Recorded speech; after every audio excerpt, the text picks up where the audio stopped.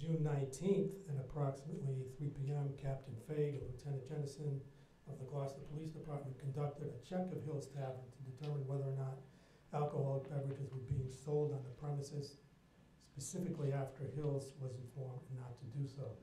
The officers observed several patrons inside and outside drinking what appeared to be alcoholic beverages. As a result, the officers tested one of these cups that was holding the suspected beverage, and it tested positive for alcohol. The bartender stated to the officers that she sold alcoholic beverages at that time to several patrons. During the investigation, the police also discovered there was no minor book, which is required to be kept. Also on the date in question, Captain Fay determined there was no valid tip certification on record for the bartender on duty at the time. Hill's Tavern liquor liability insurance was indeed reinstated. The certificate was issued on or about June 23rd, 2022. And the council should be aware that Hill's Tavern has had no prior disciplinary action taken against its license to sell alcoholic beverages. So these are facts. These are stipulated. There's no controversy over these facts, and they cannot be refuted. It's part of the record. It's been accepted. The standard for the council or any licensing body to find a violation is there enough competent legal evidence, a preponderance of competent legal evidence to sustain a violation. And I posit that the statement of facts, the affidavit, including the police report, which are already in evidence, they're already facts in this case, that's enough to sustain the violations. You may hear there was a letter that was submitted by council in response to the alleged violations. And the bone of contention, I think, well, let me back up. Those statement of facts, I think there's two highlights that the council should be concerned with, and I know the council will be concerned with. That Mr. Hill was informed on June 16th, that the license was not, the liquor liability license was not in place, and therefore they should not be selling alcohol on the premises until the insurance was reinstated. Nevertheless, a few days later, on the 19th, when Officer Faig went into the premises, alcohol was being served. Also, if you need to hear from him, he has a vast experience in alcohol sales. He also noticed there was no minor book and there was no certification for the bartender on file where it's supposed to be. The letter from Attorney D'Agostino avers that Mr. Hill did not know that his liquor liability insurance policy was not in effect until, it was canceled, that he didn't know this until the 16th of June. However, if you pay close attention to the affidavit of Danielle Ciccone, who's the account manager at Balfour Insurance, and was the account manager for this particular account, going back as early as April 11th, there's a text message to Mr. Hill stating that the policy had lapsed, and that I refer to the affidavit Exhibit C, wherein she states the commercial insurance policies have been canceled, too long to be reinstated. We'll have to rewrite them and payment will be required in full. Actually, the affidavit and the exhibits attached there to indicate that the actual date of cancellation was March 20th, 2023. However, the insurance regulations indicate that there has to be a notice of intent, and as even though they state it was effective on March 20th, 2023, there were still some other steps they had to take, which they did. when he knew and when he was actually, when the insurance was actually canceled. So I think that the affidavits, the statement of facts, and the police report established, in my mind, beyond a reasonable doubt, that there was a violation here. Several violations. So it's up to the council to find the facts and then act accordingly.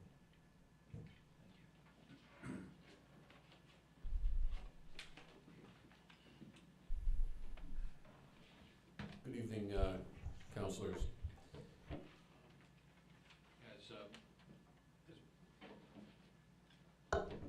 As Mr. Bernstein and Mr. Igliozzi pointed out, there's very little disagreement with the facts of this case. However, I think, and what I'd like to point out is where we do have a disagreement, I think there are a couple of critical things that the council needs to be aware of. Mr. Hill has maintained, as set forth in my letter dated September 6th, September 5th. Does the council have that letter? Because I would like to have that marked as Respondents Exhibit A, if possible. We could have that marked. The first letter, Mr. D'Agostino? Yes, it's September 5th by hand delivery, and it was my response to the 3 violations. The council should have those. Yes. I sent that, I just want for the record. Yes. I sent the council everything you provided to me and everything that Mr. Bernstein provided to me. Dated, I have it dated September 6th. There's 2 letters, that's yeah. the first letter. The September 6th letter was a request for to reschedule based on an affidavit that we expected and hadn't received by that time. The affidavit that Mr. Bernstein referred to earlier. What I'd also ask is there's a letter that I sent October 16th, this past Monday. I'd like that to be marked as Respondents number 2, please. Excuse me, Respondents B. Respondents 1 is the September 6th letter. No, 5th. Oh, the 5th? September 5th, yes. I'm sorry, 5th letter. Okay, and Respondents 2 is the October 16th. 16th. Wait, do you want A? You originally said A. Do you want 1? I had said A as Respondents Oh, A. I'm sorry. That way we're consistent.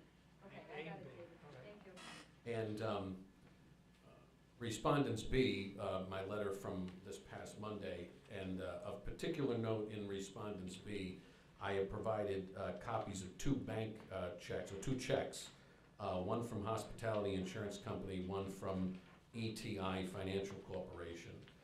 The amounts speak for themselves. They total about $2,400, $2,500. Those are refund checks. Refunds on insurance payments that were made by Mr. Hill. So I don't want the council to think that Mr. Hill, upon either getting a text message on April 11th, which he contends he did not receive, not contending it wasn't sent, but and upon the notices that make up the affidavit, those are, if you look at them, they're notices of intent to cancel. Those are required when insurers cancel insurance because they have to give the insured the opportunity to fix the problem before commercial policy lines are canceled, because insurers know these are important insurance policies. You know, they're protecting general liability, they're protecting against dram shop acts for the liquor liability and so forth. And Mr. Hill has maintained all along that if there was an issue with payment, he didn't understand what the issue with payment was. And I think that's borne out by the fact that on July 26th, 30 days after he had his policies reinstated, and I'm going to speak to that in a moment, that he got a refund from the companies who were allegedly noticing him that he hadn't paid. It's just not a case of disregarding these alleged notices, and that's what I want to point to. In my letter of September 5th, September 5th, Respondents A, I didn't shy away from the fact that there's a police report. We've reviewed the police report. We don't take issue with the police report. We know we have the right to cross-examine the officers. We don't need to do that because that's not really what we're challenging. We're challenging that on September 16th, which is a Friday, on June 15th, when Mr. Hill was made aware of the lack of insurance, he was made aware of that fact by the person that held the mortgage, who is required by contract, by the mortgage document, to be notified of any cancellation of insurance. Now, I don't offer this as evidence. I can't point to documents, okay, that I can put in front of you. But if the mortgage holder is required to be notified of cancellation of insurance, because the mortgage holder certainly has an interest, a very significant financial interest, probably a significant financial interest in line with Mr. Hill's own financial interest. The mortgage holder didn't find out until June 15th, notified Mr. Hill. The next day, Mr. Hill reinstated the insurance policy with a payment. It's our position that the general liability policy, the accord certificate, was provided to the town. This is not in question. Was provided to the town on Friday, late on Friday, to allow Mr. Hill to serve food under his victualling license. There was an issue because the liquor liability insurance certificate has to be reviewed by someone higher than the local agent. They have to ensure that these policies are in effect, that the payments have been made and whatnot. That wasn't issued. The certificate wasn't issued until the 22nd of June. Again, we don't dispute that. This incident of serving alcohol occurred on the 19th. But Mr. Hill believed he fully paid for his insurance policy. He, in fact, fully paid for the insurance policy on the Friday. He wasn't able to secure the liquor liability certificate that Friday. He secured the general liability certificate. And again, I think it's notable in Respondents Exhibit B, it's notable that if this whole issue was the result of non-payment, it is curious that Mr. Hill is getting a refund on an account that supposedly went unpaid. Lastly, I would like to just state, and again, not to overstep your solicitor, but part of my job in representing my client is to point out the guidelines promulgated by the Department of Business Regulation and relevant case law, and that is that discipline is supposed to be progressive. If discipline is not progressive, it can be viewed as being arbitrary or capricious. And as set forth in the agreed statement of facts, Mr. Hill doesn't have a discipline record on his liquor license. And we are pretty much acknowledging that there were 3 violations that occurred on June 19th. And those violations, we assert there's a reason for the liquor liability. There's some mitigating factors having to do with Mr. Hill's reasonable belief that he had paid the policy and didn't understand why they were saying that it was canceled. When he was notified that it was canceled on June 15th, because the mortgage holder was notified, and the mortgage holder notified Mr. Hill. In fact, the mortgage holder actually drove up from Florida on June 15th. That's how serious it was to the mortgage holder. And that's how serious it was to Mr. Hill. He delivered a certified check and rebought his insurance policy in full for the ensuing year, going into next year. And so I would again just point out that any sanction that is imposed has to be proportional to the violation, because if it's not, then it could be deemed arbitrary and capricious. Again, we're sorry that we have to appear before you in your role as a licensing authority. We like coming before you when licenses are renewed. We don't like to appear for show cause hearings. But we don't have a fundamental disagreement with the facts in an effort to try to expedite this matter and at least not make a circus out of this proceeding. We took the step of agreeing to all of the relevant evidence with the introduction of our own 2 exhibits that I mentioned this evening. So with that, happy to address any questions, but I'm also happy to sit down and listen to your deliberations. Thank you, Thanks. counsel.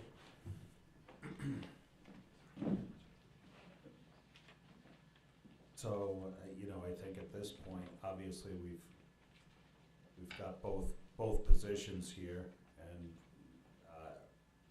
maybe we can just discuss where everybody's at the moment here. I certainly have plenty of thoughts to share with the council, but somebody here wants to lead us off.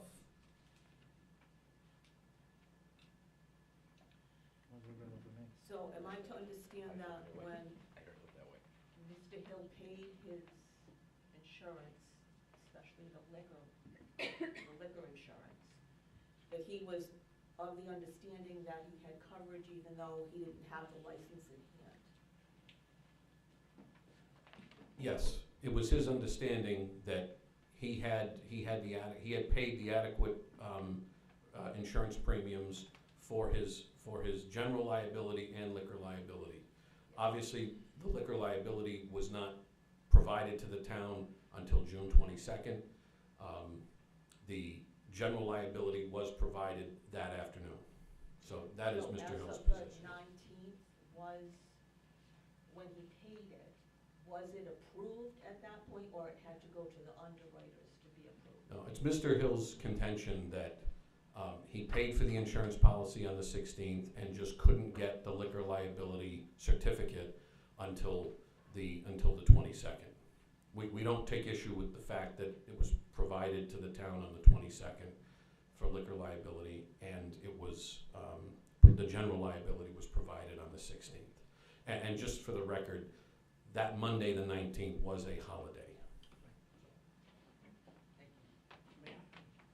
I would be remiss if I didn't address a couple of things that my brother posited. Again, back to Exhibit C of the affidavit, it appears to be a back and forth. Danielle Ciccone says the insurance policies have been canceled too long to be reinstated. We'll have to rewrite them, and payment will be required in full. There appears to be a back and forth. This is an exhibit. You can make all reasonable inferences from an exhibit from evidence that's in the record. Also, Excuse me, Mr. Bernstein, we don't have anything attached to Exhibit C. to the affidavit, Right, we have the, That's my fault. I put it in the packet, you're right, I didn't scan it into the councils. There was, an exhibit was missing, and Mr. Bernstein corrected it.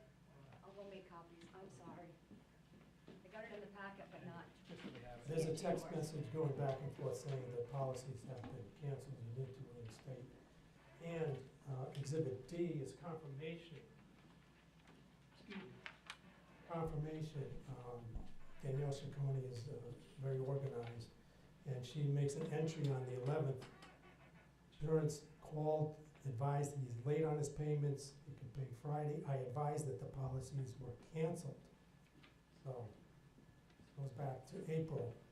The fact that he's maybe getting a refund doesn't mean they weren't canceled at the time. Do you remind me when that refund was again, those 2 refund checks? I'll be able to scroll through here, thanks, Chris. That was, those refund Those checks checks were dated July 26th and 27th, I so, believe. so long after. Yes.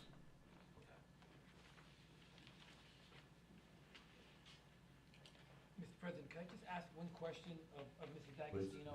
Mr. D'Agostino, I'm just asking a question because of the Liquor Liability Act. In the, 2 things. One, in the statute itself, it indicates that the certificate of insurance shall provide that the insurance shall not be modified or canceled unless advance notice is given to the licensing authority. And we would, and the town was never notified, and I just was wondering if you know why. Again, it doesn't reflect on the violation, Sure. but I think the town council and the clerk's office was very concerned about the fact that there was a certificate in the office that appeared to be valid, and then they had got notice that it had been canceled. So this is a different issue, but I was wondering if you knew that answer. No, so, to your specific point, I don't know the answer why.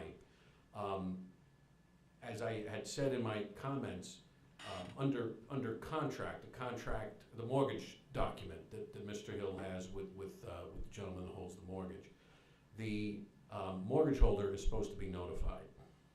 The town, as you pointed out, under the act, is also supposed to be notified of a cancellation. We know that that did not happen. Certainly, Mr. Hill was notified by the mortgage holder. The mortgage holder did find out on June 15th. He notified Mr. Hill. I believe, and I'm not offering this as evidence, just to try to explain it, I believe the mortgage holder contacted the town. I think he's made several outreaches to the town. I don't think any of that outreach is particularly germane to the issues in front of the licensing authority, because the mortgage holder certainly has an interest.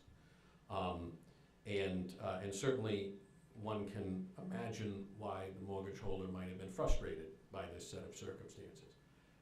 I can assure you Mr. Hill was frustrated by this set of circumstances, because normally, in the usual course, when an insurance policy is canceled, especially dram shop liquor liability, the licensing authority is notified. Certainly Mr. Hill would be notified, and as I said, the mortgage holder would be notified. We know that Mr. Hill's position is that he did not receive the notices prior to June 15th. And again, I'm not saying they weren't sent, I'm saying he did not receive them. I don't think that is a distinction without a difference. I think it's notable that the town did not receive notice that the policy had been canceled. Presumably, if the policy was canceled, and I'm saying for argument's sake, the policy was canceled as far back as March, as my brother Mr. Bernstein indicated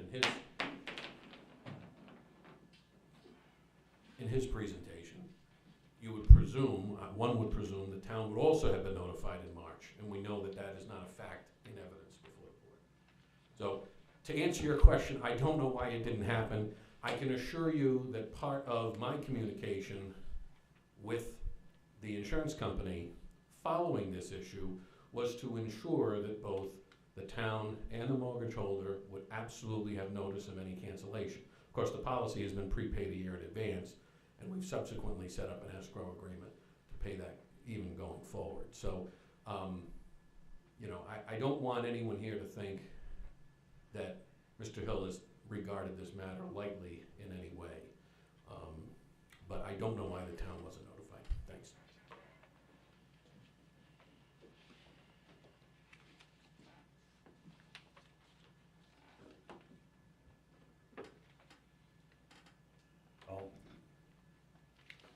I'll share my thoughts. It's obviously we have 3 specific violations we need to talk about here, and there is a fair amount of gray area here. This affidavit from the insurance company. I mean, I know mail gets lost, and I know sometimes text messages don't get read or received, but I mean, there's a pile here that if I even got one of these letters as a principal of a business, I would be picking up the phone proactively and saying, am I squared away? I think the pointing towards refund checks over 5 weeks, and all are ignored, and we're hanging our hat on a refund check 5 weeks after the fact. I don't even see what those refunds, I don't see how we could assume we're all set prior to June 16th or even on June 16th, because the refund checks didn't exist yet. So it's tough. Again, it's gray. It's gray area, but I mean, we've got a 13 item addendum from simply the insurance company leading up to that. I think, I'm not a restaurant operator. I understand there's, and nor am I, you know, I have help to keep me organized in my own business. You know, and again, pretty standard stuff from what I know of operating a restaurant is tips, certification.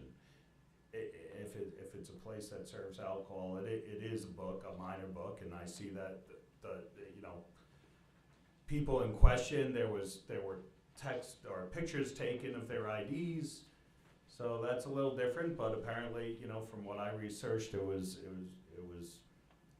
legal in Rhode Island state law. That's as an alternative way to do that.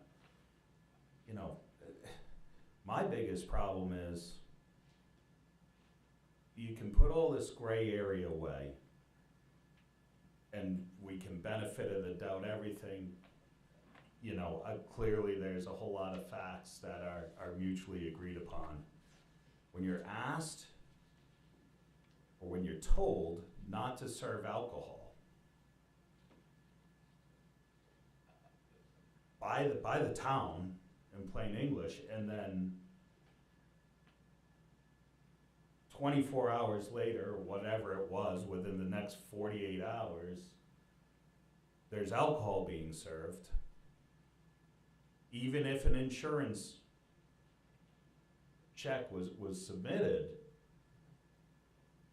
I have a real hard time with that. And I gotta tell you, you know, I don't think under normal operating conditions, if we thought we were really free and clear, we would be serving alcohol in red Solo cups. So that's my, I'm having a hard, my biggest, when I think through the circumstances, I tremble to think what would happen if alcohol was being served illegally in this town, and God forbid somebody pulled out after being overserved and there was no permission to be served in the first place, and something happened on Route 44, and what that would have looked like for liability.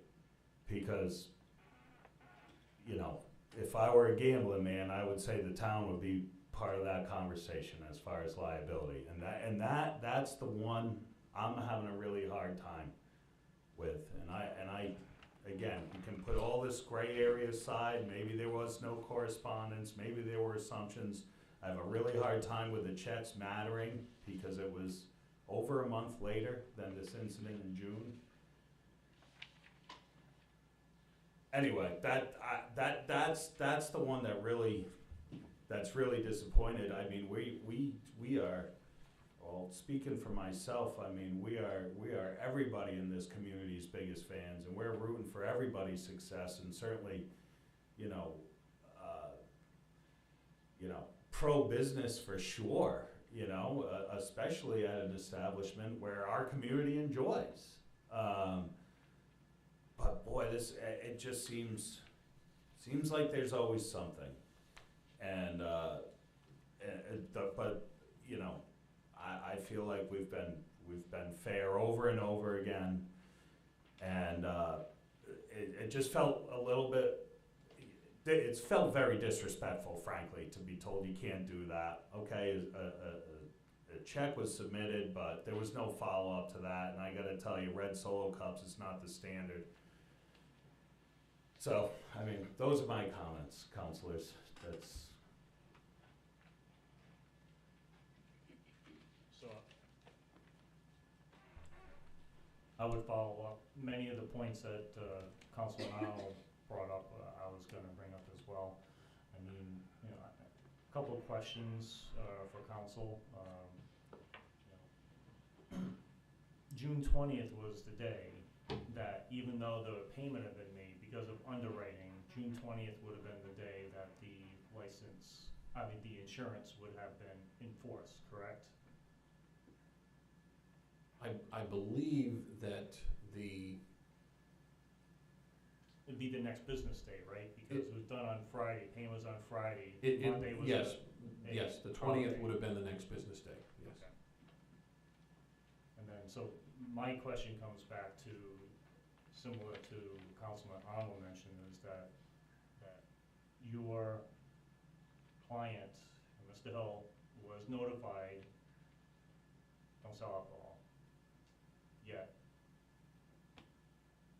between then and on the 20th, alcohol is being served. And I echo some of Mr. Arnold's sentiments, is I'm disappointed, because we all want businesses in town to do well, right?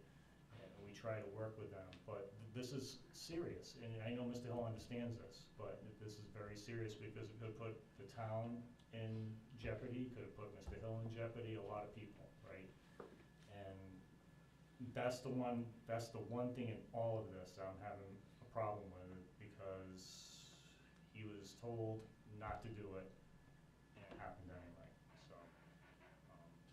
That's the only other question I have, it's just that, that's where I'm having a problem. I understand, I understand the seriousness of it. I have to tell you, I think Mr. Hill understands the seriousness of it. I think he believed that the coverage was gonna be in place, so it was in place, and, you know, the certificate came after. I'm not arguing the facts. I've assented to the police report, as I said, and, you know, we're well aware of the risk, we're well aware of the risk, and, I think Mr. Hill reasonably believed that by Monday, the 19th, he had the requisite coverage in place. And I understand he was told not to serve alcohol on the 16th. We're not disputing that. I think that he certainly wasn't told to start serving alcohol, you know, by the town. He did certainly once the insurance certificate was provided to the town, but I understand the council, I understand the position. I'm here to advocate for a client in a very difficult set of circumstances. I guess my sort of question to that is, if we felt confident in it, when do we pick a Saturday night to serve alcohol in red Solo cups? I can't, that's where it falls short for me on credibility, to be honest with you. Under normal circumstances, how is alcohol served there? In glasses? Not in It's Solo not cups? served in red Solo cups. Not served in red It's not Solo served in cups. So why was that decision made to serve it red Solo cups? I don't have an answer to that. Two things. My glass washer went down and my ice machine went down, both in the same day. Both in the same day.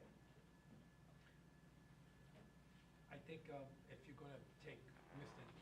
testimony, Probably swear him in and have him repeat the statements, if you don't mind. you have to You- swear him in to this. Come on up, Mr. Hill.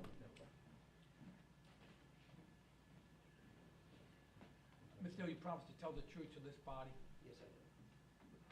If you could just repeat the question and the answer for the. I was asking, why was the decision made to serve alcohol in red Solo cups? So two things. My glass washer went down. I couldn't maintain any heat in it, so I couldn't sanitize the glasses. So that's why we went to Solo cups, and not neither here nor there, but my ice machine went down on the same day. So I don't know if it was a related electrical thing, but I ended up having to get the glass washer repair, and replacing the ice machine. I had to buy a new ice machine. So I don't know what that was, but it happened at the same time with everything else going on.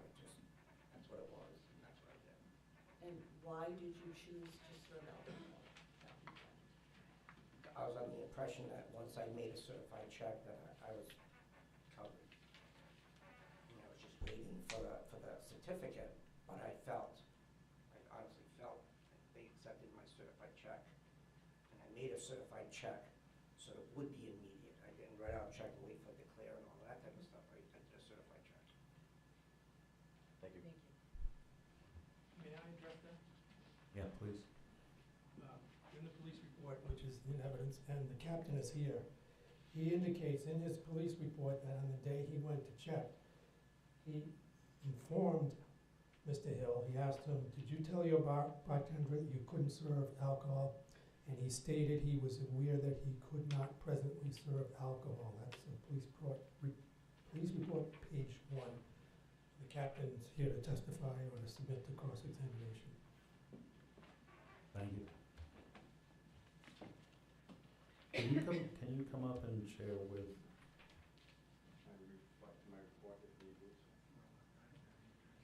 It's in evidence. It's in evidence, yeah. I think The you have to swear him in, though. do you, Captain, you promise to tell the truth to this body? I do, sir. I swear to the truth and the facts of my police reports. Captain Matthew Fay for the town of Gloucester. The day in question, Officer Heston went there that Friday night and told Mr. Hill, look, we're aware that your liability insurance might not be valid. You can't serve alcohol. When it was brought to my attention that there may be a party there on the day that I went with Lieutenant Jennison, not only did we check the inside, there was a gathering on the outside, and in the police report, there's a sign that says, welcome Burrowville Schools. So there's a family gathering, a party outside. When we went outside and checked out there, Lieutenant Jensen was making his checks. I went out to check for myself. I contacted 2 women that were sitting on a bench. They had blue Solo cups. I asked what they were drinking. They told me it was none of my business. I said, it is my business. I'm going to ask you again what's in the cup. So they're drinking rum Cokes, and in that cup there was ice in the cups. It's a June day. It was warm out. I don't know who drinks warm rum and warm Coke in a Solo cup, but even inside, I don't know if he was serving warm beer that day, but what piqued my interest when we went in, everybody had Solo cups. So, and again, conducting routine business, if we would get called there for emergencies, it's usually beer bottles or glasses. So, again, the red Solo cups, indicative of maybe trying to bypass what he should have been doing.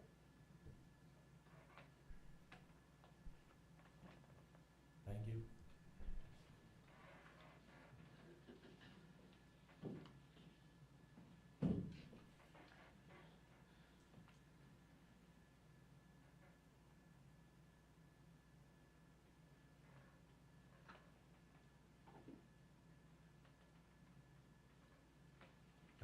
Counselors, any other comments, questions?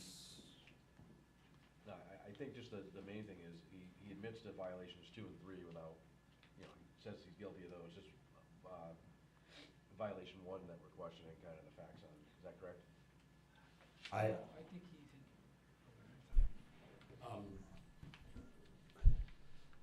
We're essentially conceding all of the violations with an explanation towards what I would suggest would be mitigating factors.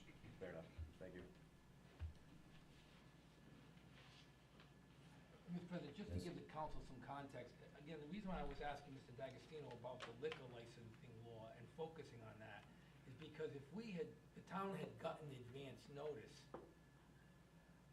now, I'm not blaming Mr. Hill, but theoretically, we should be getting advance notice from that insurance company that the certificate is gonna be canceled. And then, well, in this case, we didn't get that advance notice. We had, as you know from the information, the notice was given from the mortgage holder to the clerk's office, which was very unusual and unorthodox and unexpected. So that's also a very, and we don't have the answer. We asked Mr. Dagan, and he doesn't have the answer, so it's not a point about pointing blame, but I think that also exacerbated this problem because it was already after the cancellation of the insurance before the council had time to act. So I just throw that out. I think you've got the gist of that.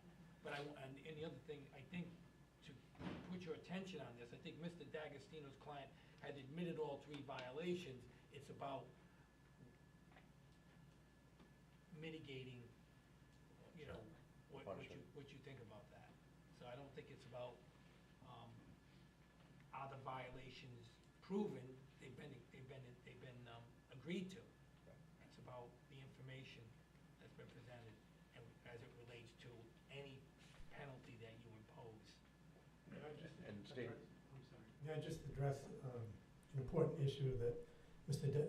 Igliozzi brought up, and it's not, it's tangentially involved in this case.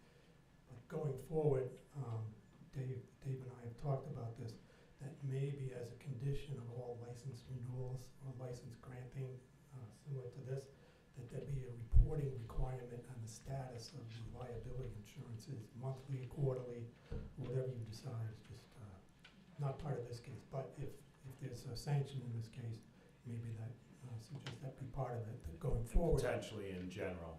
Yeah. Yeah. So this doesn't happen again. I mean, it's a Exactly. way to make sure. And so let me just talk about that one more moment about the insurance, just so you all know. If we had gotten notice in this advance, notice that it was gonna be canceled and notified the license holder has 48 hours to renew it before license is revoked. So that gives the license holder the chance to, if it's a money issue or whatever the circumstances are. So the statute, you couldn't revoke this on the day it's canceled, it has to be 48 hours. Sure. Now that's, so in this case, it doesn't matter really whether he was notified on the 15th or notified back in March. 3 more months than 48 prior. No, Yeah. more than 48 hours went by. So that's why I think the violation was agreed to, because either way, it's just about how long. So I just point that out so you, it's just really a coincidence that we didn't get notice in advance. I wish that we had that address from the insurance company, like we had that, 13-item affidavit. We understand the steps that they stated, were taken to notify Mr. Hill, but would love to have the opportunity to ask them, well, what about the town of Gloucester? As well as the mortgage holder who didn't have any notice either until June, which everybody agrees upon as well, so. But it's not an issue if we had notification here, but not an issue because we could've just stopped it. Sure. So again, I go back, I shared my comments, and I go back, I don't have any further questions, and I'm why, if there are more comments or conversation or questions from the other counselor, I think we've got three violations that we need to put our heads together on here, and I won't repeat myself about what's really got me upset about all of this. So I did have one question, just to be clear, we're talking about, with violation 1, there's one day that we know that alcohol was served during this time period, correct? That we are, is that correct? I just wanna make sure I'm correct on that. When Officer Heston went there on the Friday, I believe Madam Clerk had advised him you need to conduct a check. I don't have his email unless I look at it and refer to it. Yeah, but- it's in the evidence. And I don't think he was indicative of what was there, just his conversation with Mr. Hill and said, hey, you can continue to serve general business food items, but you can't serve the alcohol. Okay. So, But we have evidence for one day where we found alcohol. Friday and, For first violation, the maximum penalty in a fine that can be imposed is $500 for the first violation. That's the maximum penalty. And then, as Mr. D'Agostino pointed out, a revocation is an unusual and extraordinary penalty, not usually involved in a first violation. Now, suspension is a different issue. Suspension is not revocation. So just keep that in mind. A revocation is an extraordinary act where you're revoking the license. That's a permanent revocation. But a suspension, and I'm not suggesting that you suspend his license, I'm just telling you that's different. So he has 3 first violations, basically, though. We can't use these as progressive, so these all happen at the same time. Right, oh yeah, this is all, these are, yeah, this There's isn't 3 1, 2, violations, though. 3, it's 3 violations, All but first they're all violations. first violations. So the maximum penalty you could give is $500 per violation, and/or you could consider a suspension of some sort. I don't think you could consider a revocation. I revocation would be, I think, out of bounds, at this level. So again, and I'm not suggesting one or the other, but if you're gonna go with fines, you can't go more than 500 per violation. I'm in favor of the first violation fine for all 3 violations. I think Mr. Hill has really learned his lesson. And I,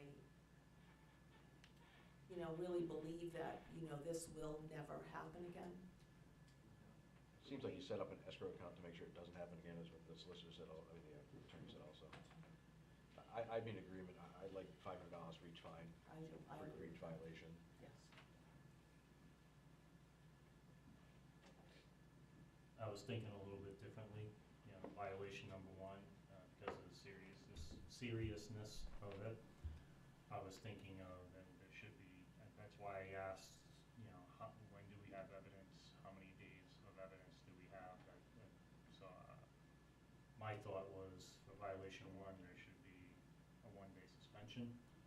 And then you could look at violations 2 and 3 at $100 or $200 per violation as a fine. So those are just my thoughts. But the suspension for the first one because of the seriousness of that. I kinda like the fines. Well, look, for violation 2 and 3, for me, in my mind, I'm clear that it's a fine, but I think violation 1 is extremely serious, and I think there's an awful lot of debatable and gray area that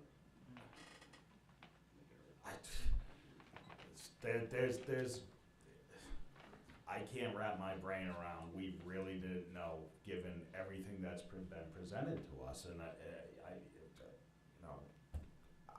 so I think more than a fine is appropriate for violation 1. That's where I am, and that's just where I personally am. I tremble to think about what would have happened had there been an accident. I tremble.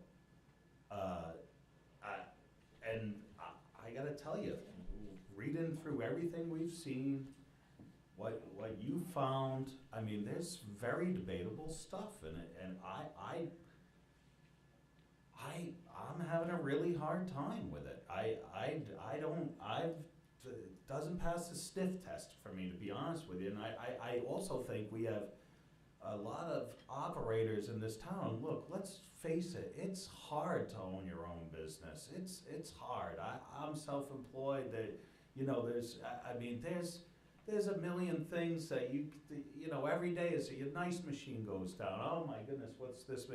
But we have operators in this town with liquor licenses, and we never see them in here, ever. We're never in here, short for once a year. And you know where I stand. That's yes. Mr. VP, again, I'm just trying to keep the council's focus. I think because there's disagreement, I think one of the first things you should do is, if you notice in the statement, the draft decision, I left blank the date when you determined that Mr. Hill was notified. So I think what you should do is, you should take a vote on what date that you find. Do you find that he was notified on the 15th of June, or at some date earlier? I think that finding of fact is a disagreement between the parties, right? The violation is admitted, but what was the date of notice? And I think that what do you find was the date of notice that he had? Maybe you should, from this evidence, do you have, are you willing to accept it's the 15th, or are you not willing to accept it's the 15th? I think that's the question.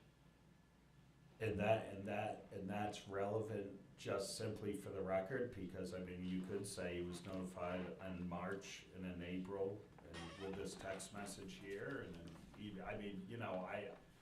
To me, You could just say I don't certainly at know. a date prior to the 15th. You know, you just gotta identify that he had notice more than 48 hours. Right before, because the 48 hours is critical. Right. He gets notice, and then he's supposed to have his insurance in place in 48 hours. That's why that's an important date. So that's why it's important for the record. You have to, Understand. I think you should do that, and then I think if maybe you start with the other two violations first, and then decide what you wanna do penalty by penalty, because I'm seeing disagreement I'm hearing disagreement between the council, so it's gonna take a vote. I do have a question. Was there a certified letter sent? And if so, was it signed, was it received, and who signed it?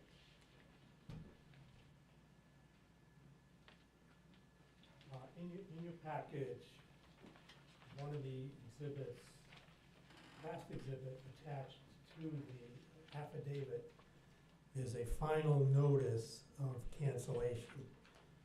I don't know whether it was certified, but we have something called a mailbox rule. Once it's placed in the mail, it's assumed to be received by the recipient. It was addressed to Hill's Tavern, dated May 4th, 2023, and then there's a notice at the bottom of it saying you should contact your agent immediately. So, no, I don't have a certified letter. Wasn't certified? No. Okay. No. Thank you. I don't know if it was required to be, but I think we can assume it was sent. Okay, thank you. If I may, just to look at that, the letter that my brother, Mr. Bernstein, referred to. Where is that, Mr. D'Agostino? It is actually Exhibit G to the affidavit. I don't see it being dated May. There is a notice date, May 4th, 2023. Does everybody have that? The council have that? I would, again, just point out respectfully, trying to do my job for my client, it lists Hill's Tavern and Grill LLC at 25 Ponderosa Lane. That is in fact Mr. Hill's residence address. It's not the business address. It does also have a notation right below that, mortgagee or additional interest, if applicable, each mortgagee or additional interest will receive notice. I think it's, may not be germane to this case, it may factor into your consideration of mitigating factors, but certainly the town never received notice on or about May 4th, and I don't think there's any question that the mortgage holder didn't receive notice on or about May 4th. And then lastly, the note at near the bottom, you should contact your agent immediately, and it lists the Rhode Island Association of Insurance Agents Incorporated. Well, that's not Mr. Hill's insurer, it's Balfour Agency. So I just want to point those factors out to you. We have the letter in evidence. I'm not debating the existence of the letter, but let's take a look at what it says.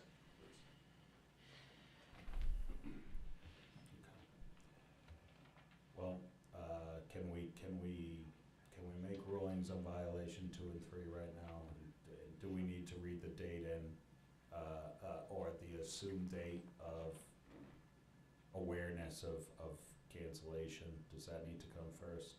It doesn't need to come first. If you're gonna deal with violations 2 and 3, those were separate, distinct as a result of the police report that was presented. Any motion from anybody? For violation 2? Start with violation 2. Well, just more talk on this. So my motion for violation, I'd want to impose the most serious fine we can if we're not suspending him. I don't want to impose a serious monetary fine if we're also going to suspend him also. That's how I understand, yeah. So, I mean, I would like a $500 fine for all 3 violations, but if we're going to suspend him per day, then I might back off on a $500 fine for the other violations. That's where I'm at on it. Do you wanna make a motion, Councilman, to that effect, to see if people are in agreement, Well, or do you want more discussion? do we wanna tackle violation 1 first then. I think we should tackle violation 1 first.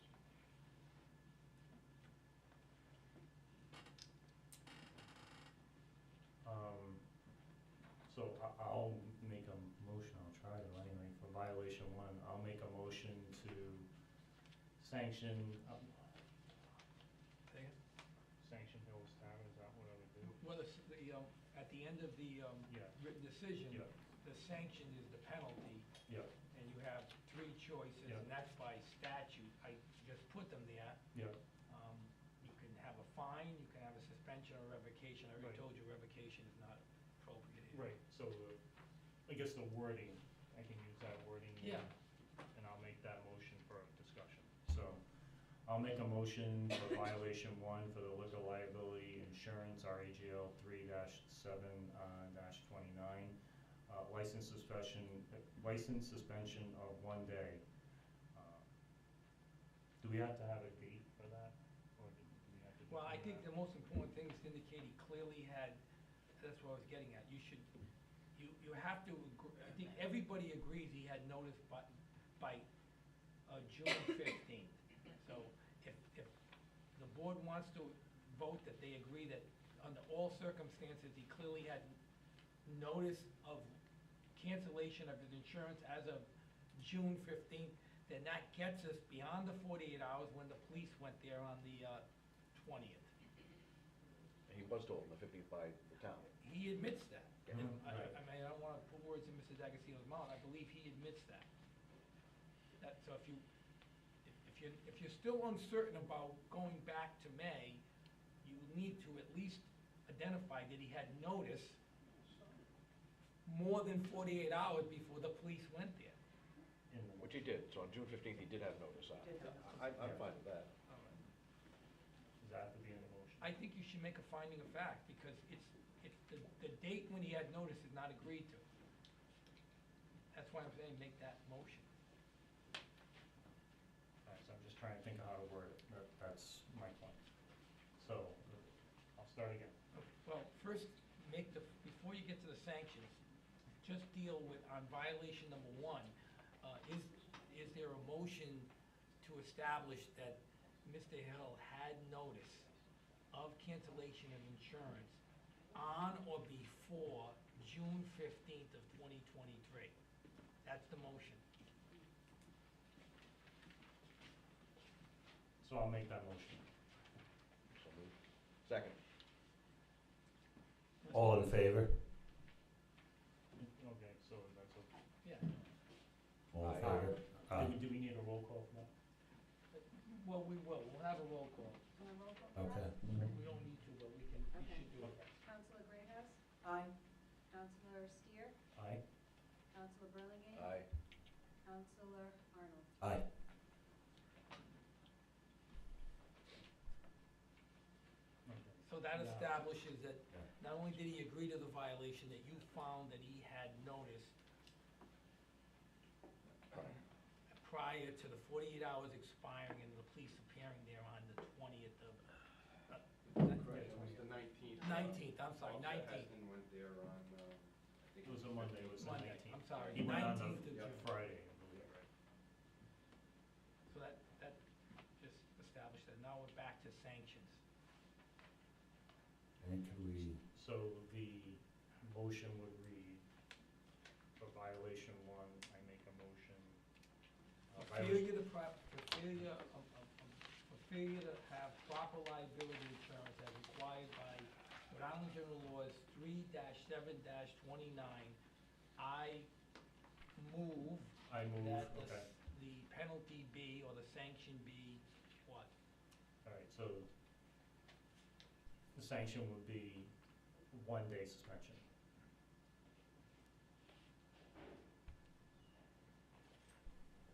we get a second?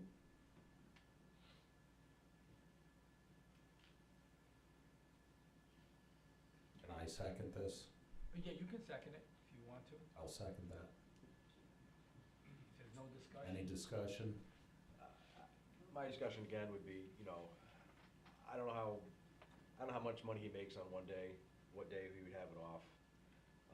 There are workers involved also that would lose their pay. You know, if you take $500 directly out of his pocket, I think that sends more of a message to him. That's just my opinion, so I'd like to stick with the fines.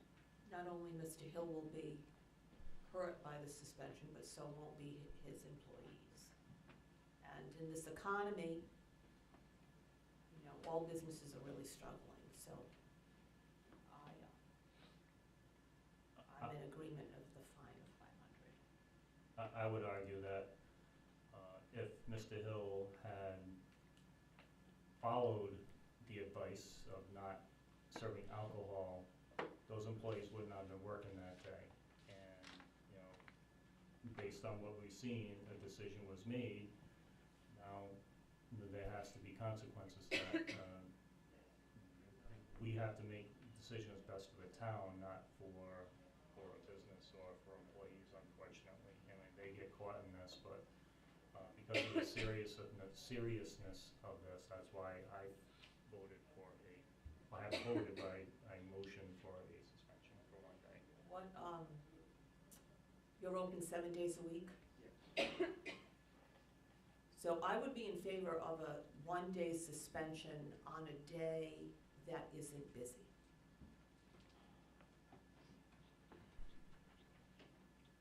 Like not a weekend day, a day during the week. I would be in favor of that. Well, I think that's what's being added now. I think there's a motion on the floor, and the councilwoman is discussing an amendment to that motion. And if you make it in the form of a motion, then that has to be seconded and discussed. Well, I think we need to pick a day, right? And it can't be, well, what's the easiest? Like, if we're gonna do that, Max, fine, but that doesn't make sense to me. But I don't believe that's the way, that's my feeling. I don't believe that's the way to go. We pick a day and we go. And we don't worry about what's the slowest day in business, if you will. I mean, I'm sure in business, that fluctuates. So some Friday nights might be slow, some Thursday nights might be busy, Wednesday nights might be busy, depending on what the business entails, if they have karaoke or something like that. So what day are you gonna suggest? I was gonna suggest a Thursday night, Thursday or Friday. Well, this is interesting, right, because we, you know, there's an even number of people, and I will say that I won't be talked into a fine for violation 1 being appropriate for this, given the mountain. So, I don't know where that leaves us, Mr. Solicitor, but I've read through this 100 times, and it just, I mean, listen, we have other operators in town who are doing the work.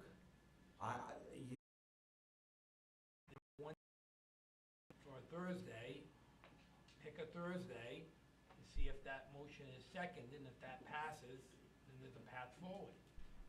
I mean, I am hearing some potential consensus there. So if you make a motion for a Thursday, I would pick a Thursday by date, if you will.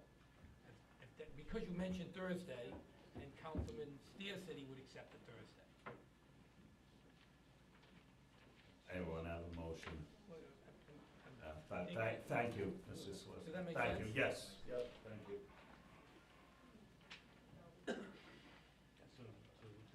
Well, right now your motion is pending, but Councilwoman Greathouse wants to make an amendment to say, unless you want to withdraw your motion and make a new We motion. should make it clean. All right. I'll And why don't you my withdraw your motion, and then. I'll withdraw my second.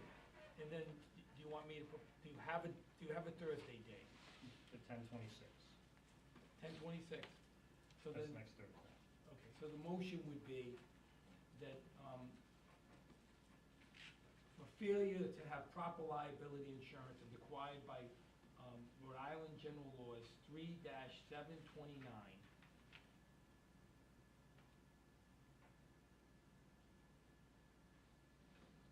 May I speak?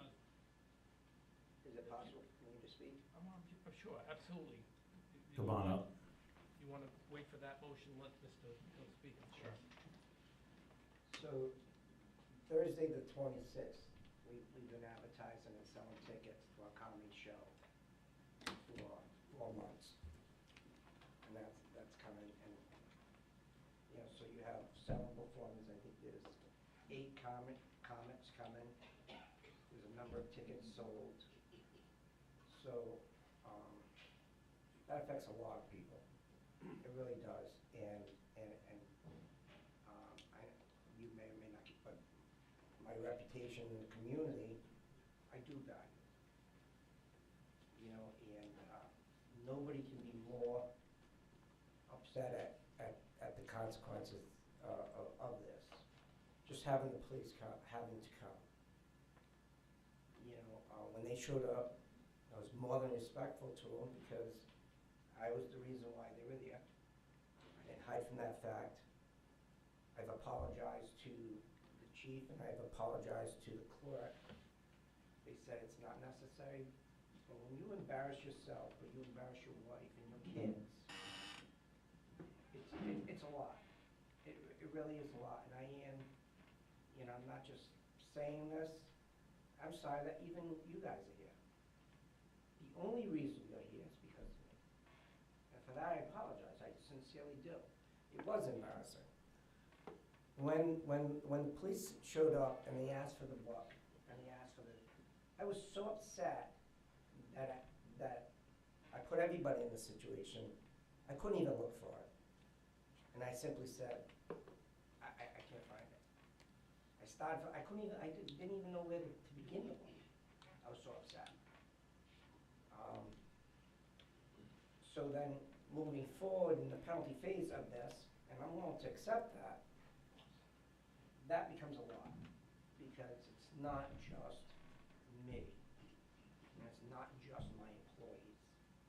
There's a lot of people involved in that particular Thursday. Unlike say an open mic, we have them every week. This is specific. This is something that there are, like I said, I think there's 8 comics coming. There are already 50 tickets sold. You know, I wouldn't know how to fix that. I just wouldn't. There's scheduling. You know, there's all kinds of scheduling involved to put those people together for a show and so on and so forth. And so, you know, tradition would have, you know, if you said a Thursday, okay, but that particular Thursday, because of the players that are involved, the people that are involved, you know, I'd ask you to reconsider that. I'll reconsider Thank you, Mr. Hill. to Friday, 10/27. Thank you. Say that again? I'll reconsider to Friday, 10/27. Could we do a Monday? Because even a Friday, I have vendors coming in. Are there any nights you don't have vendors? Because, I'll be honest with you, the only night I don't have a vendor is a Monday. alright, so we'll do the following Thursday because we gotta make a decision here. Okay. Is that 11/3? Thank you, on the Mr. Hill. calendar? Second. Thank you. 11/2 is a Thursday. You say it's 11/2. 11/2, so the following Thursday, which would be 11/2, November 2nd. I don't agree with that. Well, Okay. He'll So we have a something every motion, we have a motion on the table. The motion wasn't made. Okay. The motion, you want me to restate? yeah, please restate. All right, the motion that we were beginning to state was that a motion was made for failure to have proper liability insurance as required by Rhode Island General Laws 3-7-29. The following penalty would be imposed, and that would be A suspension of 1 day for Thursday, November 2nd. that's the motion.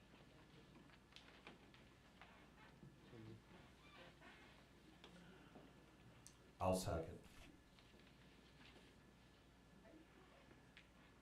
Counselor Greathouse? Nay. Counselor Steer? Aye? Counselor Burlingame? Aye. Counselor Arnold? Aye. Motion carries. If you got to violation number 2, somebody would make a motion for failure to keep a a sign-in as minor book as required by Rhode Island General Laws 3-8-6C1.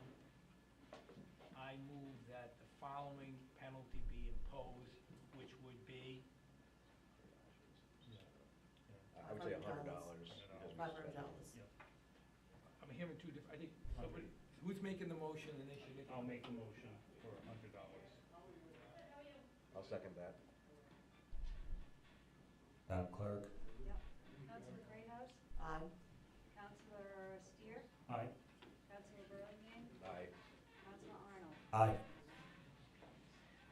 And for violation number 3, for failure to have the proper server training certificate on the premises or filed with the licensing authority for the on-duty bartender on June 19, 2023, as required by Rhode Island General Law 3-6-6.1, subsection B, sections 1 through 5, I move that the following penalty be as follows. Whoever's making that motion. Make a motion that the penalty be $500.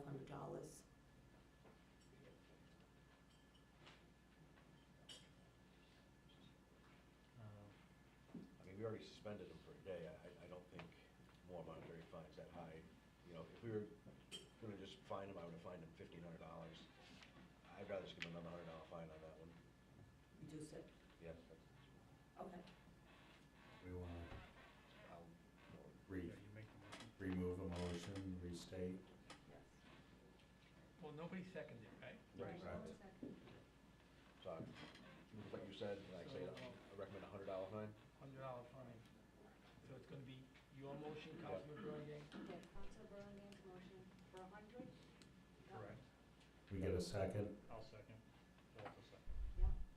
Counselor Greathouse? Aye. Counselor Steer? Aye. Counselor Burlingame? Aye. Counselor Arnold? Aye. Okay. Mr. Hill, wish you the best of luck. We're all rooting for you. Okay. Declare this public hearing closed. Thanks, everybody. So, before you, that's fine, the public hearing, but so, Mr. President, what I would do is, I would have the council authorize, you to, sign this, Okay. a decision that was a draft, but now, is gonna be adopted by the council as their findings of fact and exhibits. Okay. This was a decision that I prepared. And so if you authorize you to sign that, then I can add the date and give it to you. And it can be issued and delivered to the parties. Could I get a motion for that? So moved. So the council's aware, it's a decision that I drafted for the council. It has all the exhibits that have been referred to tonight. So they're going to be, this is gonna be the decision that's gonna be delivered to the, then obviously it's subject to appeal, to the liquor board, if Mr. Hill or Mr. D'Agostino so choose. Can I get a second to Walt's motion? Second. Counselor good. Greathouse? Aye. Counselor Steer? Aye. Counselor Burlingame? Aye. Counselor Arnold? Aye. Okay, So I'll get this to you, hearing's closed. and- I'll get this document to you by tomorrow maybe, and then you can sign it in the clerk's office, and it can be issued and mailed to the parties. Is that possible? Yeah, thank you. So hearing's closed, so we need to do anything else to come out, or? That's it on this matter. Yeah, this hearing is closed. Yep. And there'd be a motion to adjourn the special council meeting, act serving and the Glocester licensing board. Yep, so I'll make a motion to adjourn. Second. All in Madam Clerk? Counselor Greathouse? Aye. Counselor Steer? Aye. Counselor Burlingame? Aye. Counselor Arnold? Aye. Who second? Steve second, Walter made the motion, I made correct? the motion, correct. Yep. Okay. All right, 5-minute break and get right back at it here, everybody. Good job, Mr. President. Give me my gavel back.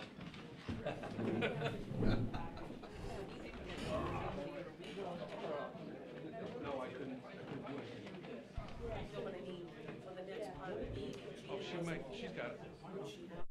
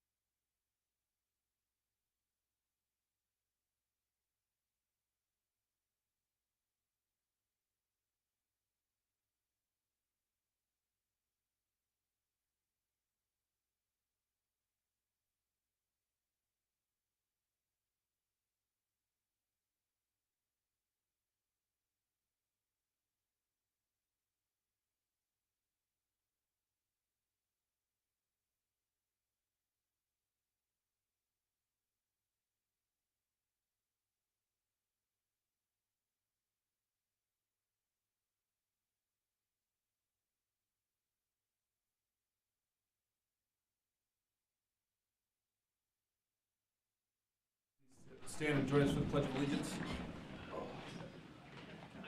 I pledge allegiance to the flag of the United States of America, to the republic which stands, one nation, under God, indivisible, with liberty and justice for all.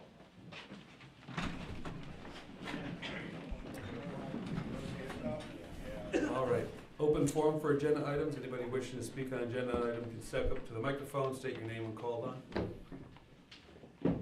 Nobody there, okay. Proclamation 23-03, National Veteran Small Business Week. Council's received a request from Rhode Island District Office of the U.S. Small Business Administration to support National Veteran Small Business Week. The clerk received a consensus of the council to support as follows. State of Rhode Island, Town of Gloucester. Proclamation to the Town of Gloucester 2023-03, National Veteran Small Business Week. Whereas nearly 1 out of 10 small businesses across the United States is veteran-owned, from Main Street storefronts to virtual high-tech startups that advance America. Veterans-owned small businesses are a pillar to our economy and contribute to the foundation of our nation. And whereas veteran and military spouse small business owners are resilient, disciplined, mission-oriented, thanks to their commitment to serving our country and communities. And whereas when we resolve ourselves to strengthen our communities, we must empower and support the giants that veterans entrepreneurs in our country. And whereas National Veteran Small Business Week highlights the programs and services available to veteran entrepreneurs through the U.S. Small Business Administration and resource partners. And whereas the Town of Gloucester supports and joins in this national effort to help America's veteran-owned small businesses start, grow, and recover their businesses after disaster and help our communities thrive. Now therefore be it resolved that the Town Council and Town Clerk of the Town of Gloucester do hereby proclaim October 30th through November 3rd, 2023 as National Veterans Small Business Week. Councilor William A. Worthy, Jr., President, Jean M. Fecteau, CMC Town Clerk, Councilor Stephen W. Arnold, Vice President, Councilor Walter M. O. Steer III, Councilor Jonathan E. Burlingame, Councilor Cheryl A. Greathouse, dated this 19th of October 2023. Can I get a second? Second? All in favor? Aye. Motion passes. Consent items, discussion, interaction. A, approval of Town Council minutes, regular meeting of October 5th, 2023. B, pole grant, Snake Hill Road, install P300-25, P305-50, P304-50, Prey Hill Road, install P307-50, P308-50, P309-50, P313-50, P314-50, Potter's Lane, install P306-75. Tax Assessors Additions and Abatements, September 2023. D, Finance Director's Report, September 2023. Can I get a motion? I'll make a motion to approve the Town Council minutes of October 5, 2023, to approve the pole grants on Snake Hill Road, installation of P300-25, P305-50, P304-50, Prey Hill Road, installation of P307-50, P308-50, P309-50, P313-50, P314-50, Potter's Lane, installation of P306-75, to approve the tax assessor's addition to the 2023 tax roll in the amount of $2,459.74. The abatements to the 2023 tax roll in the amount of $664.05, and the 2020 tax roll in the amount of $72.88, and to accept the Finance Director's report of September 2023. Can I get a second? Second? All in favor? Aye. Aye. Motion passes. Unfinished business, boards and commissions appointments, terms to run concurrent with the Town Council, discussion, interaction. A, Affordable Housing Advisory Board, 2-year term to expire 12/24, 4 positions. Town Council may appoint to the talent bank listed in their packet or table the appointments. This is my liaison, and I looked at this week. I reached out to a couple people that wanted to be appointed to the Affordable Housing Advisory Board. I got a hold of 2 people that wanted to get back in, because we did have 2 people prior before Karen needed some more time to look at this advisory board. And I think at the next meeting, we just appoint off of the town bank for the two. So I'm asking for this to be tabled, if somebody can make a motion. Motion to table the appointments to the Affordable Housing Advisory Board, positions 2, 3, 4, and 5. Okay, second. Second. All in favor? Aye. New business, public hearing, consideration of disposition of town-owned property. 1, discussion interaction, town-owned building located at 1272 Putnam Pike, demolition or rehabilitation. The public hearing for this, for the purpose of obtaining public input to the building located on the town property, 1272 Putnam Pike. This hearing was advertised in the Valley Breeze Observer on October 12th, 2023. I declare the public hearing open. At this point, if anybody wants to speak openly on the structure on that land, you're welcome to speak. If you do come up, just come right up, Charlie. Thank you. Just reiterate your name on the microphone, please.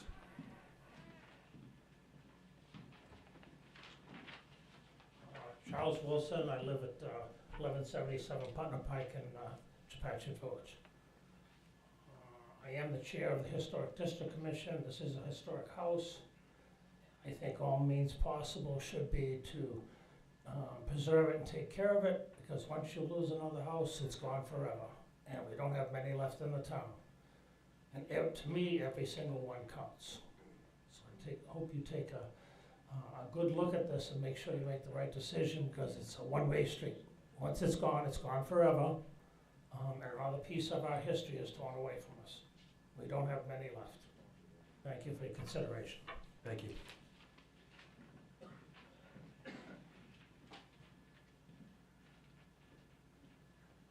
Anybody else?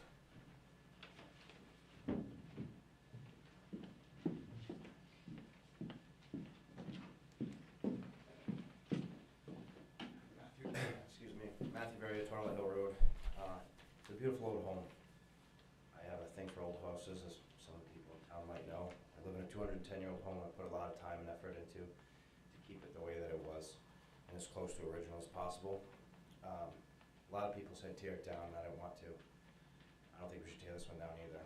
Like, somebody to fix it. If we can't find a way and nobody wants to pay for it, split it off onto its own piece. Put it on 1 acre. We have the ability to downsize the minimal requirements, sell it off to somebody who wants to rebuild what's there and keep it the way that it is. But Charlie said it perfectly. It's a one-way road. When you tear it down, you can't rebuild it. It's there. It's a beautiful old home, and it's original to the town. So if we start going through the town and tearing down everything that's old and needs a little bit of work, there's a lot of people in the way. So that's something to keep in mind. We spend a lot of money on things that I don't think we should. Let's put some money on something that means something. Thank you. Thank you.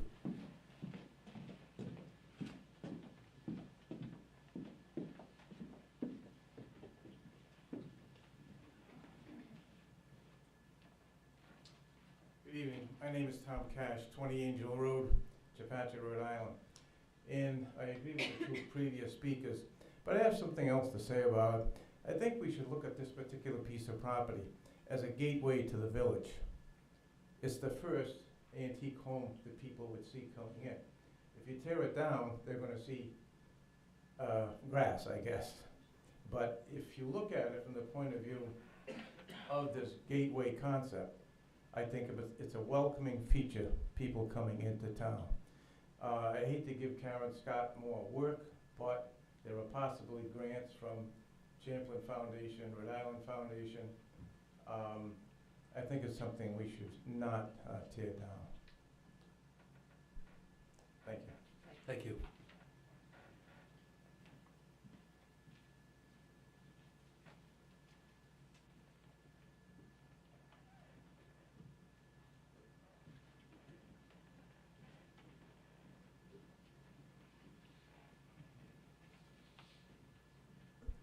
Edna Kim, Door Drive.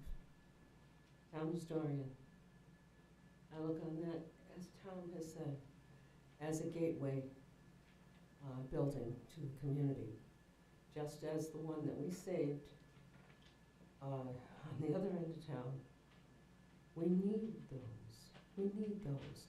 That is one of the reasons why people come here, because they see these old buildings and they know that someone cares. We're still a community. A lot of these people have lost their communities. They don't have any central structure anymore. And we do. And you can see it in all of the things that people come to see. I've watched this Scarecrow festival get bigger and bigger and bigger. And I never dreamed that would be one that would be the most exciting. But it's the people that are coming from all over the place. What are you doing? You're going to cut down another tree? Just as Tom says, cutting down another building isn't going to be all that important. It will be more important to hold on to that in a smaller piece of property and use the other portion, not just destroy that building. I know, I'm a historian, but there's a lot of historians out there. In their hearts, they're historians, and they come here, and they do business here, and that's what you guys are for, is to make this better, not a tear down. Please consider it and keep it. Thank you. Thank you.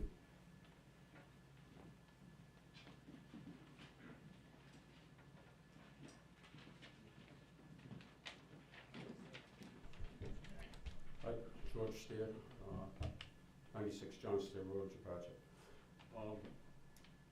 I don't think it should be torn down just because the sills are rotten, and I agree with everybody that spoke here tonight. I live in a house that was built in the mid-1800s. It was in a lot worse shape when I moved into it 48, 50 years ago than it is today. Sills in it. I dug the solar out by hand, bucket by bucket, shovel by shovel, and put a wall under it. Didn't have a solar. My family maintains a sawmill building, water-powered sawmill building. It would be a lot easier just to tear it down.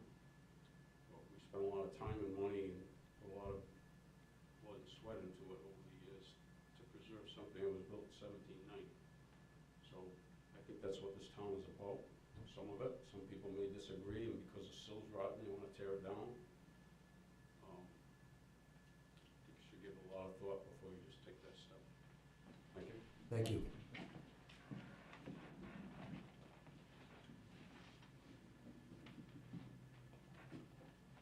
Anybody else? All right, I'll declare the public hearing. I'll put something into the Okay. record here. You know, we did have an outside entity, Rhode Island Housing, and go into the building, do a deep investigation into the building. And I'll read some of the report. Now, this is a third party. They don't have any vested interest in this. So basically, they went through this, the whole building. Here's the report. Inspection details. So no lighting in the parking lot, so blah, blah, blah. Building exterior, window and doors. All windows and door frames and sills throughout the building are badly deteriorated in the main part of the building. Inexpensive vinyl replacement window in poor condition are installed in openings. Require that frames, sills, and window sash be replaced. Roof and gutters appear to be fairly new. The roof structure itself is bowing due to poor structural support throughout the building. All gutters and downspouts observed were serviceable. Exterior walls. All exterior walls are sided with wooden clapboards with severely peeling paint throughout, assumed lead due to the age of the building. The walls are out of plumb and are bowed due to settling.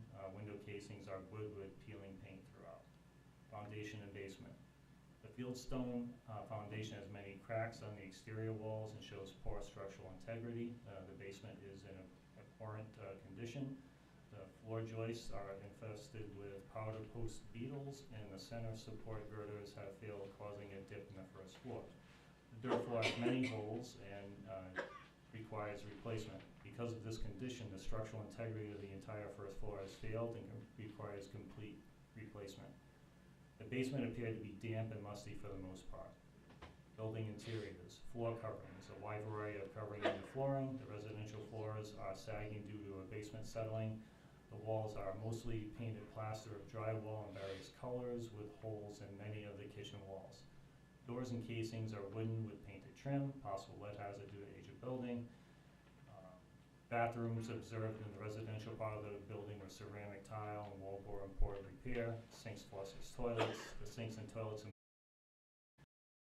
venting, mechanical venting and exhaust. We did not observe any type of bathroom fans to circulate the air.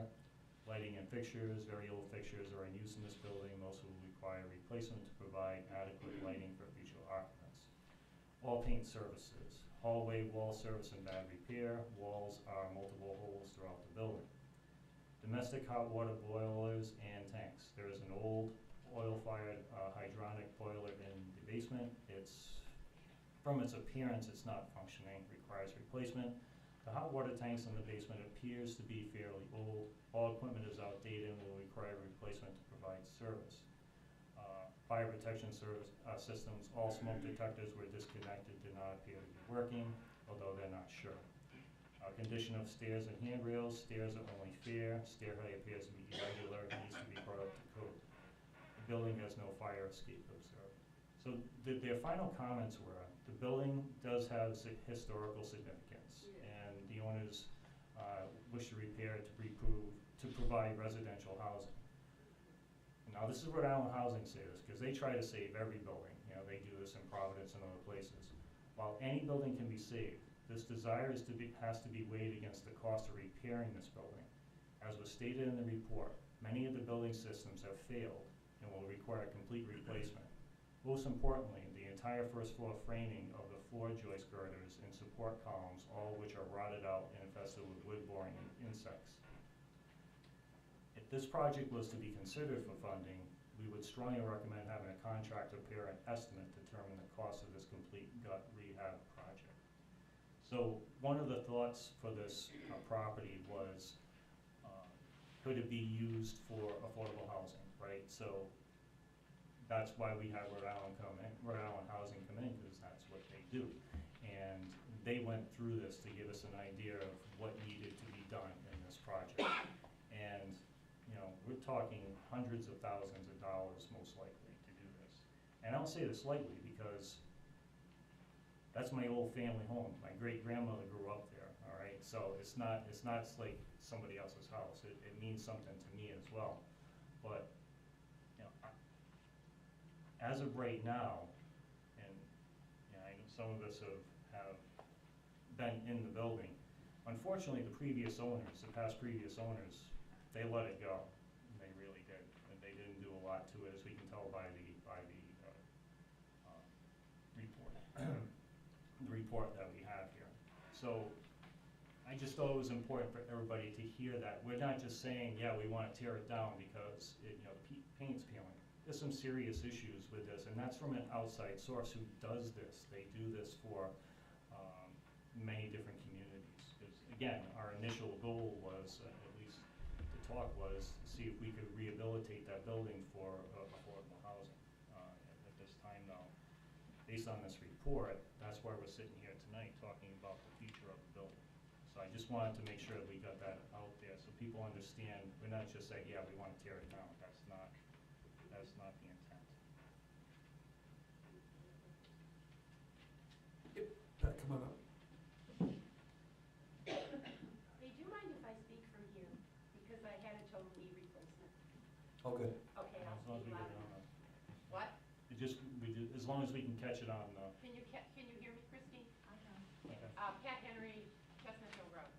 So one thing that just came to my mind is, when you think about Chepachet and Gloucester and why everybody comes to our town and loves it so much, is because of our antique business, right? Most of the businesses in the village are antique shops, and that's what people love to come here for.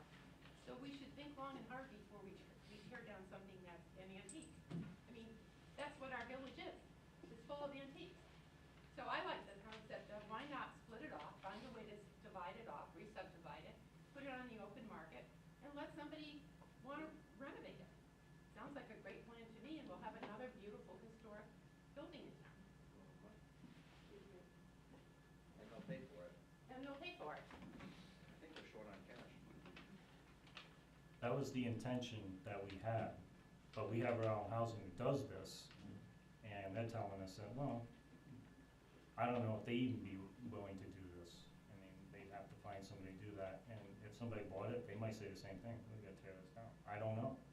I'm not a builder, I'm not a contractor, but I'm going by this report. Which again, is a third party, has no vested interest in anything here. So they're all valid points. Everybody brought up valid points tonight, so. Yeah, I think, I don't wanna speak for anyone else on the council, but speaking for myself, and if I had a guess, I think everybody's hope is that we can save this building. I think that was the initial intent. I don't know how many people have walked through that building. I've had an opportunity to walk through that building, and, you know, I mean, there's literally waste coming through the ceilings from the 3rd floor to the 2nd floor and this and that. We have tasked Karen, our town planner, to say, what can we do to get creative? Again, because I don't think, you know, it is part of the character around here. So, you know, we've gotten rough estimates on what a total rehab would look like, and it certainly wouldn't be a responsible use of taxpayer money, in my humble opinion. I mean, you're well over $500,000 to even bring that into the neighborhood of code, and that's by anybody. But to have a historic old building, so I mean, what's the price tag for that? So that's a lot. I also, you know, and again, hearing these extremely valid points, and I think, you know, again, I don't want to speak for any other counselor, but I think the idea was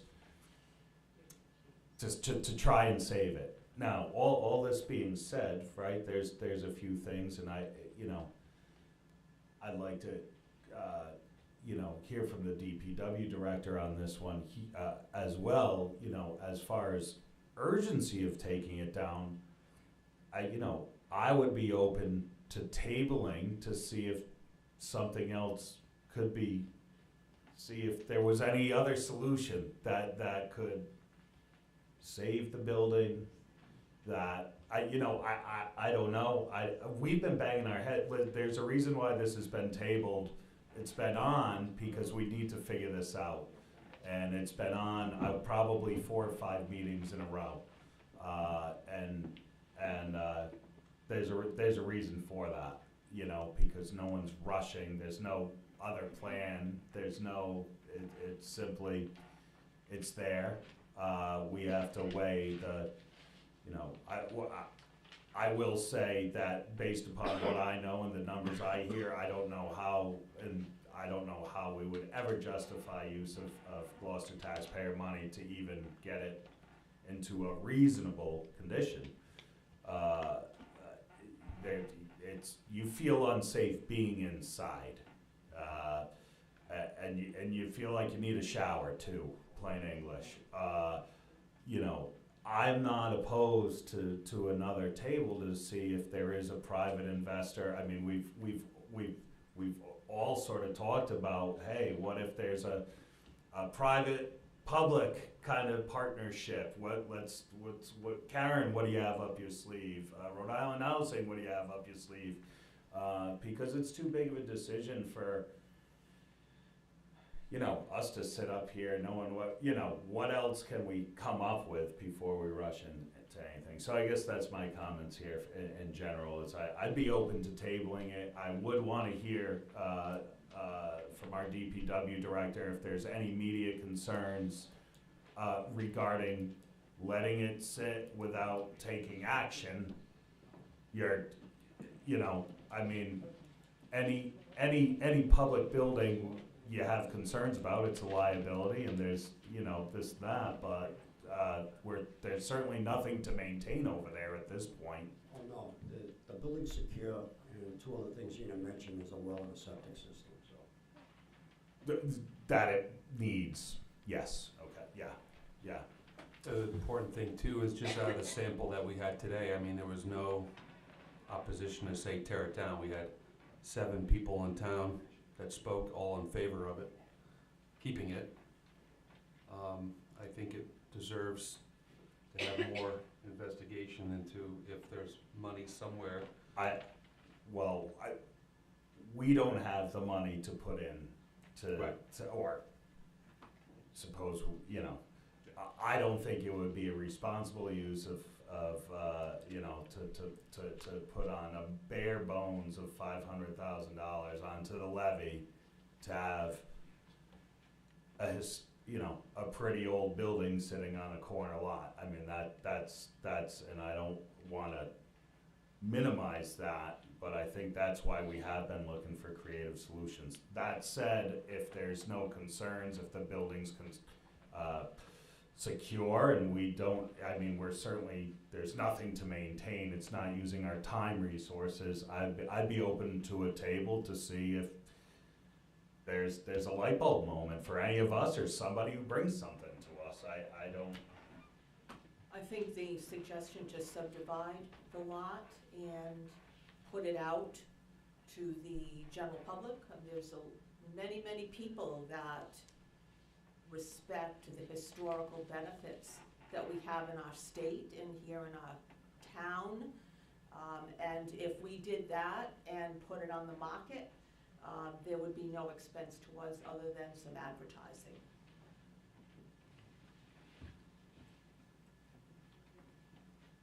I don't have a problem with us tabling this and seeing if there's other options, but I'll add a couple of other, I was looking further into this report from Rhode Island Housing, and now this is from the director saying that they don't know if the structure's worth saving from a financial perspective. They do understand the position that it's a historical structure. You know, their thought is if they were gonna do something, it would be a demo and then build a new structure in that particular area. That's Rhode Island Housing. Well, they're not historians. No, but they also deal with these types of buildings, and they, in Providence, other locations, they look at old buildings to try to do that. I'm not in a rush to tear it down. Again, it's family.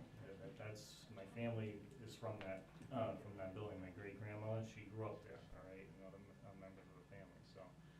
But at the same time, as Council Lano said, that's a substantial financial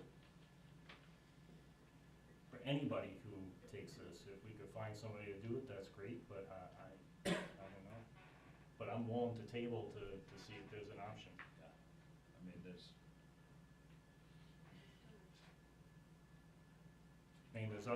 Unfortunately, there's other historic structures in this town that are about to be torn down anyway. There's one in Harmony over by the Grange. You know, there's another one which is actually in probably pretty good shape.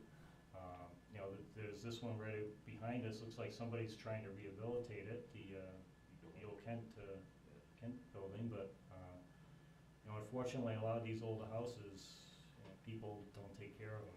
They need older houses like older people. They need more care, and we've seen a lot of these situations throughout the town that we are losing some of our history. The notion of having a public hearing for this was exactly what took place tonight, and if this is tabled, I would encourage everybody to email our clerk or call a counselor if you have any great ideas, because there's no other agenda with that. I think it would be, and again, I don't want to speak for other counselors, but I would assume it would be everybody's first choice. If there was something financially responsible to the taxpayers and a way to keep that structure there. It's beautiful. It's like out of a postcard when you drive by and you see the pasture. I get that, but we've beat this one pretty good, and so far we don't have a solution, and you know, and there's been some awful talented, far more talented people than myself trying to figure out a solution. But that said, there's plenty to do right now, other than take that down. There's no urgency, and I feel better about hearing that from Mr. Trammell, so. Charlie, come on, back up.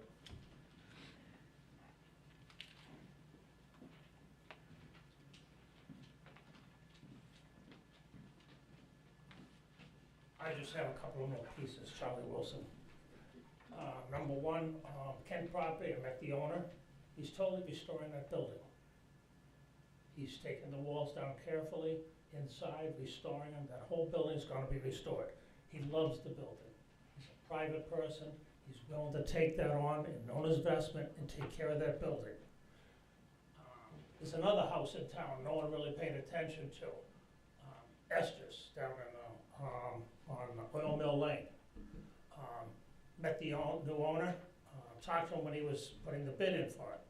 Loves old homes, willing to put the money and investment into it, to restore it, take care of it. There are people out there willing to do it. I did it. I came here in 2005. Everybody told me, including the building inspector at that time, that that's a tear down. I said, no, it's savable. I took my own money, I saved it, I took care of it. There are people out there willing to do it. The town can't afford it, I totally understand that. Give the public a chance, a shot at it, to try and save it and take care of it. There's a lot of people out there willing to do that.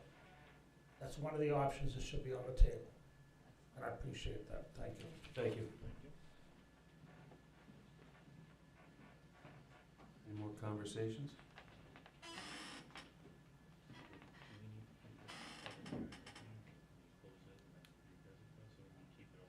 No, I would think they're gonna, if you're gonna table it, I would, Continue you schedule it again, then you can. Continue the you could public. schedule- The public hearing wasn't advertised, it was just posted, my understanding. So you could just post another public hearing. So we can close it. You can close it, and then table the matter, and then when you reschedule, you can obviously have a public hearing along with it. Okay. Anybody else? All right, I declare the public hearing closed. Make a motion to table the determination of the disposition of the town-owned property located at 1272 Putnam Pike. Second. All in favor? Aye. All right, B, town council discussion, interaction, disposition of town-owned property, 1272 Putnam Pike. Now we can discuss the vote on the decision. Well, now it looks like we're gonna just table that, right? Yeah. Can we get a motion on that? Oh, that was on that? All right, sorry. Well, there's two of them, it seems to be the second one is the funding. Correct. E is the C. disposition and C is the funding. So you- Correct. I'll make a So- motion to table the funding of costs relative to disposition of town-owned structure located at 1272 Putnam Pike. Second. All in favor? Aye. Aye, motion passes. D, discussion and interaction, land swap offer with town resident proper AP 10D lot 21, discussion. You wanna come up and give us a little, we kinda had some questions at the, last meeting and brought up some concerns about the swap, I guess we'll consider it. If we go down this road, there'll be expenses, obviously, that would incur during this process. Because the town obviously doesn't wanna incur Yeah, we're not gonna incur any expenses. the expenses.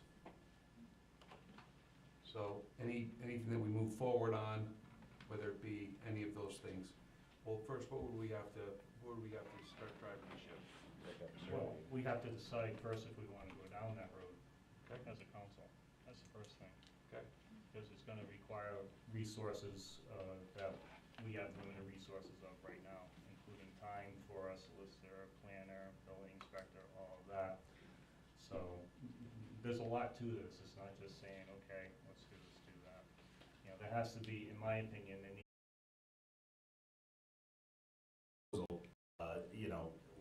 A proposal, and and then we determine whether or not there's a benefit. And a proposal could, clearly both, parcels would need to be appraised, I'm assuming, both would need to be appraised, surveyed, et cetera, et cetera.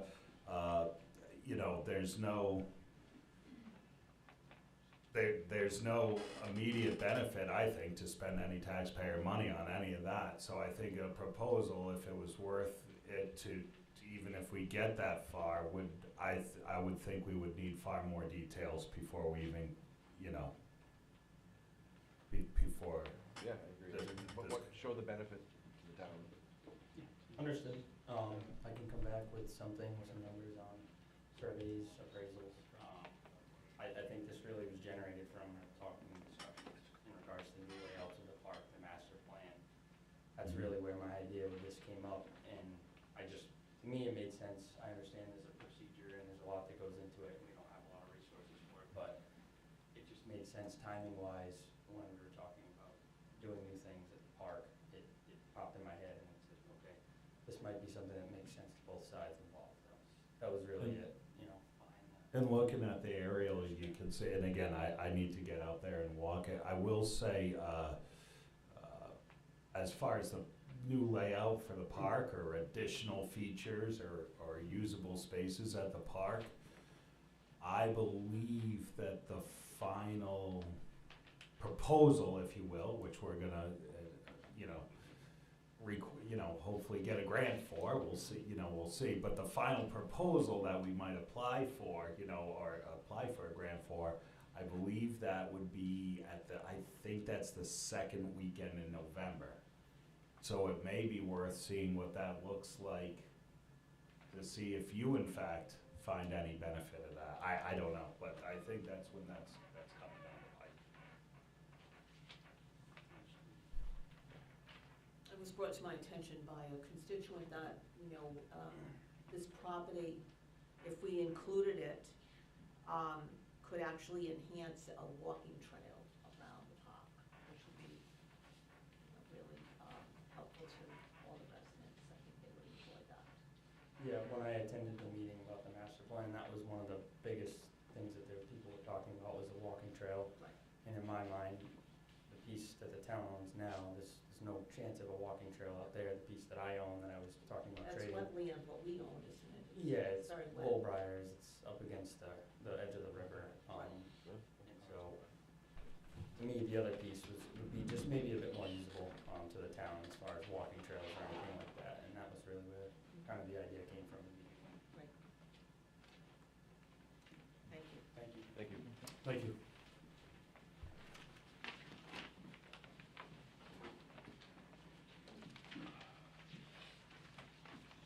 All right, E, authorization for signature NPS grant contract amendment, change order, discussion, interaction. Council's received the following request from the town planner, two town council members, from Karen Scott, town planner, date October 11, 2023. Read Chepachet Village National Register District Historic Revitalization Subgrant Program. That's a mouthful. Back in late 2019, the National Park Service, NPS, announced a $250,000 grant to the town of Glocester from the Historic Revitalization Subgrant Program to launch a local grant program for contributing structures to the Chepachet Village National Register District in 2021. After a competitive subgrant process, 3 grant awards were made. The contingency was held to cover the cost of additional repairs that were discovered over the course of the work. Construction is complete at 2 of the property locations. The location is 1157 Putnam Pike, which is Tavern on Main, was originally awarded $112,353. The granite steps that were reset in front of the structure required hand drilling for the safety of the restaurant patrons, particularly during the inclement weather. The additional cost for these necessary repairs totaled $4,270. I'm requesting authorization for the town council president to sign the contract amendment to allow for these expenses. All expenses will be covered by the federal grant funds. There are no expenses to the town. Thank you. End of memo. Can I get a motion?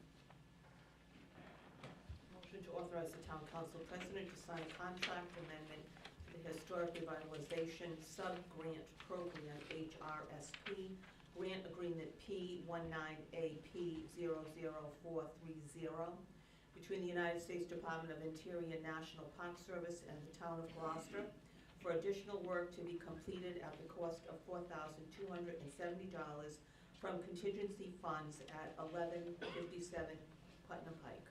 Okay, second? Second? All in favor? Aye. Aye. 2, municipal resilience program grant approval to apply and commitment to match, discussion, interaction. Carrie? Hello. So, I don't know if you remember, last year we participated in the municipal resilience program. It was a program from the Rhode Island Infrastructure Bank where you really take a proactive look at your municipality, and you go through a workshop and you identify projects that will help increase municipal resilience moving forward with more intense weather events, climate change, those kinds of things.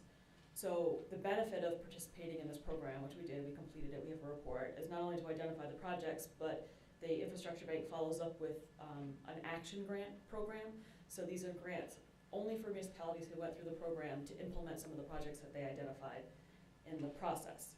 So this is the first year we're eligible for this this funding. So they just put it out, and 4 short weeks later, the grant's due next week. So working with Gary and Beth at DPW, we looked at some of the things that were identified in our program, and one of the big issues is there are some low-lying, flood-prone sites that are having a real public safety problem because they're eroding the roadway and making it very unsafe to pass, particularly during weather events.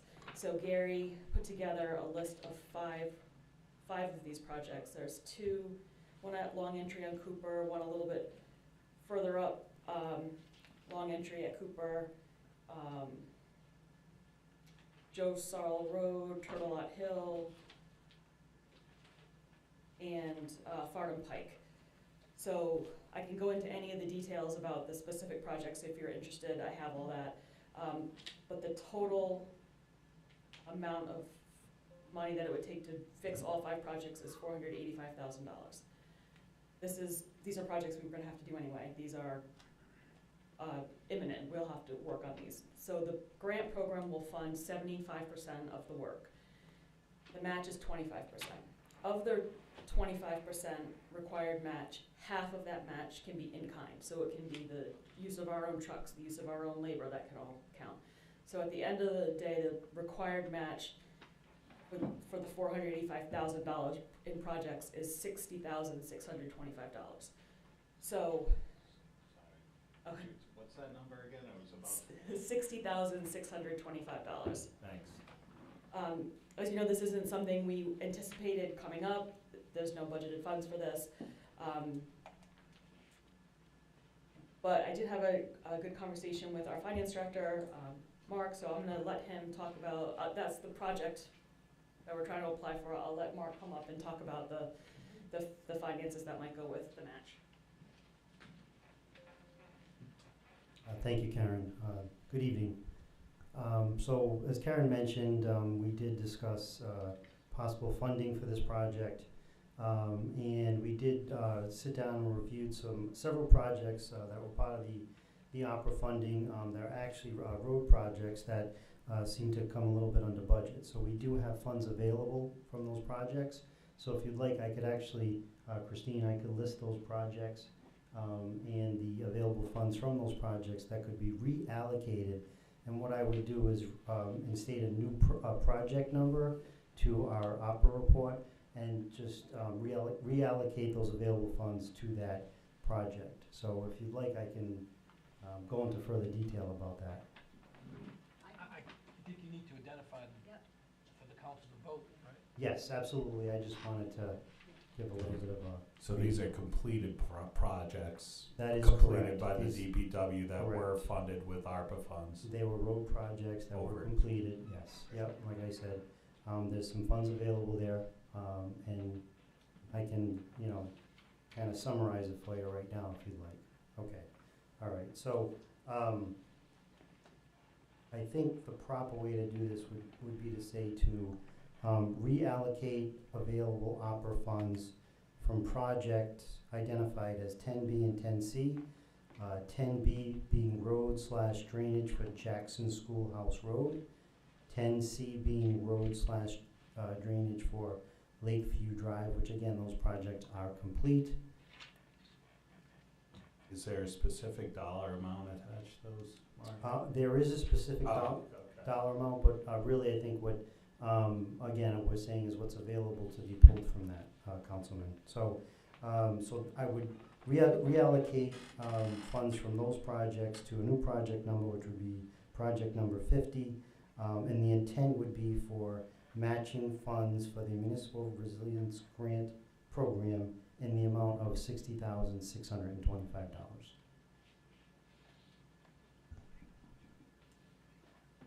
How much was the overage of each, I guess that's what I was asking, I'm sorry, the overage of each of those projects? Obviously, it exceeds $60,625. Correct, so Alright. roughly, I would say about 74,000. Okay.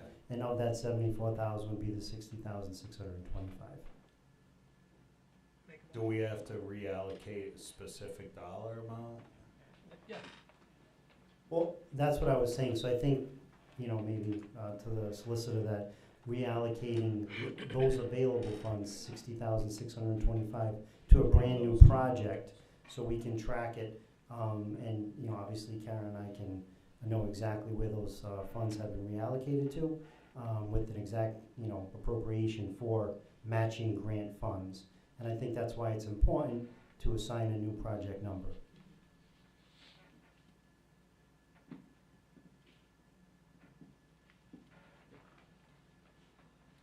Well, I mean, I'm always in favor of taking advantage of,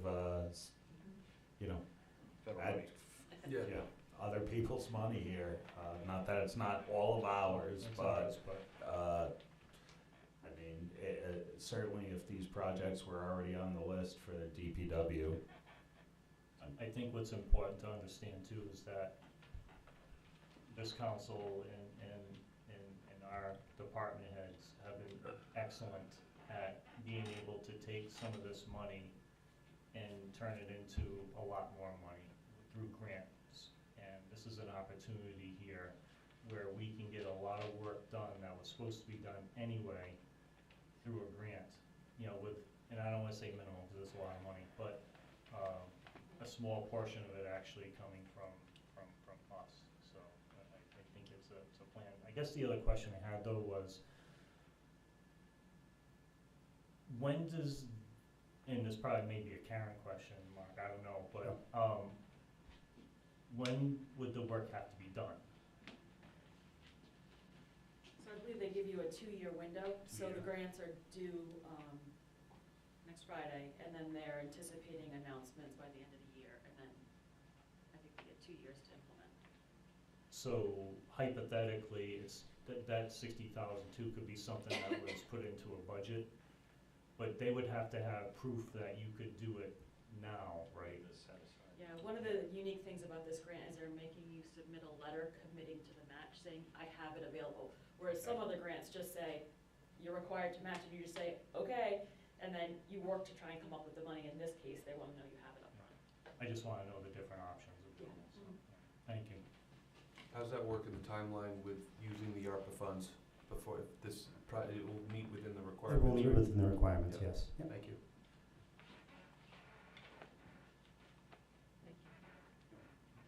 I agree with Steve.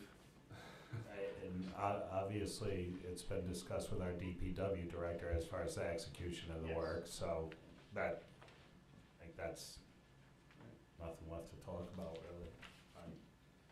We get a motion?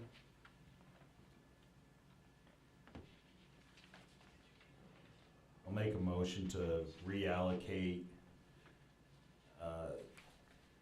$60,625 of ARPA funds previously allocated to Project 10B and 10C, and reclassify that into Project 50.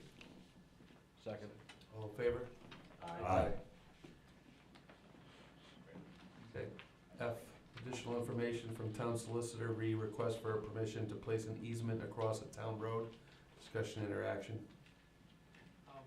Councilors, since our last meeting, I did, I reviewed the code. There's nothing in our code that requires, this is as you recall, this is a person who owns 2 pieces of property across a road, and the road escapes me right now.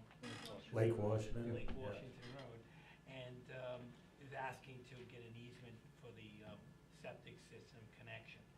So there's nothing that requires you have a septic system on the same lot, at least in your code. And 2, this person can't do it because of their well and their neighbor's well, so they're doing it for that reason. So I think you can do this, but I think, again, there's an expense associated. You would want the person who's requesting to do this to submit to you an engineered meets and bounds description of where this is going across the road, so it's specifically identified, and then I will draft an easement that says that exhibit and where it's going, and the terms and conditions will be that obviously the installation and the repairs have to be done, and the road needs to be brought back up to the same standard it is now, and any repairs or replacement or any activity on the road has to get a permit from DPW before they do it, and it has to be done in a way that it doesn't interfere with traffic. Now, I was told that there might be another way in. It's a horseshoe-shaped road, so. So that might allow the person to work half, and, I don't know how long this would take. This might just take a day to do, but again, what I'm asking for, the first thing would be the person would have to incur the cost of doing the engineered description before you can't just give somebody an easement and you don't know where it is. It needs to be specifically. I'm concerned about precedence for it, to be honest with you. I don't know if there is any. So I'm just trying to picture, we've got plumbing and septic parts going underneath a town road is basically the ask. Right. That's the easement ask. And my only response to that is without a prohibition, it's up to you. And my only other comment about that is there are utilities underneath roads all over the state where they have access to put sewer, water, gas in the roads, subject to the kinds of conditions that I'm talking about. And I did contact the planner, and the planner did contact DPW, and he didn't have any objection. If he had an objection, obviously that would take serious concern. So again, it's a council decision. But there's no legal prohibition, but there would be some expense required before we would execute a document and record it in the land evidence records. I just think it opens a can of worms because, we're talking about town roads, right? And a lot of the town roads, we don't know what's underneath them. Could be ledge, could be whatever. Somebody tries to do this and then they find ledge, what do, right? What if we just pave the road? Now they wanna do something like this. Now we gotta dig up the road again, even though it's supposed to be the way it was. When you pave a road and then dig it up, it's never the same unless you do it all at once.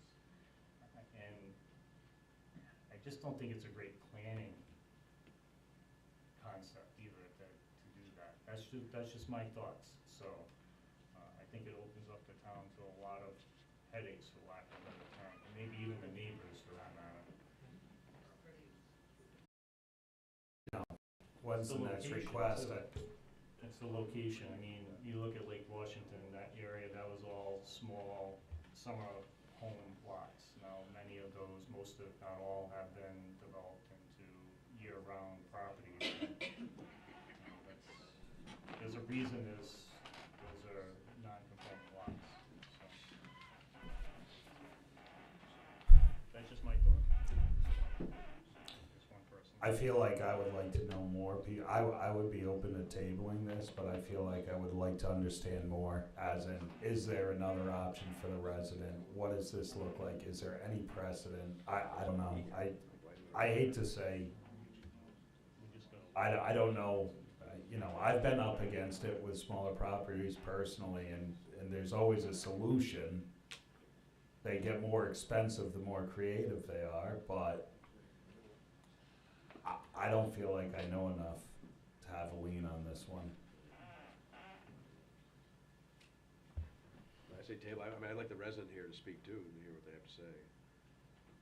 And just like we were talking before, there needs to be like a real proposal. What are they looking to do? I mean, we got a letter from them, but it wasn't like a real proposal to say, yeah, I'd like to put it on the other side of that road.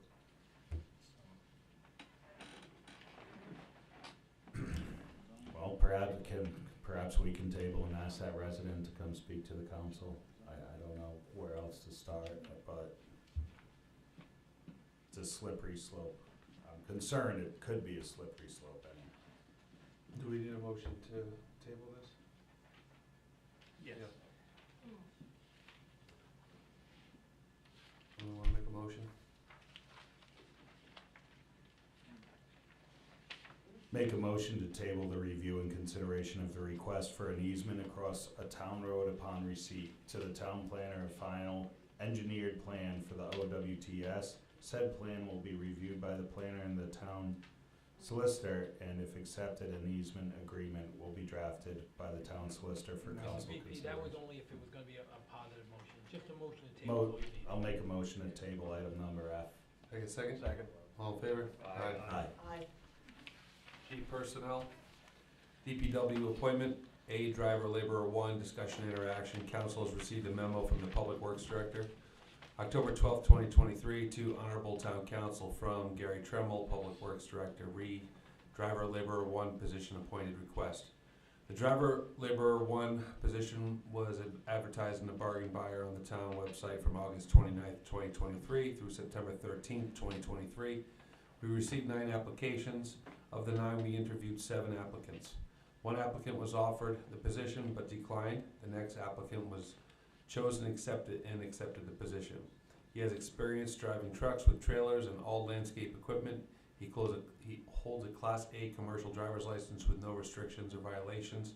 He passed the BCI in his pre-appointment placement physical. He will be a great asset to the department.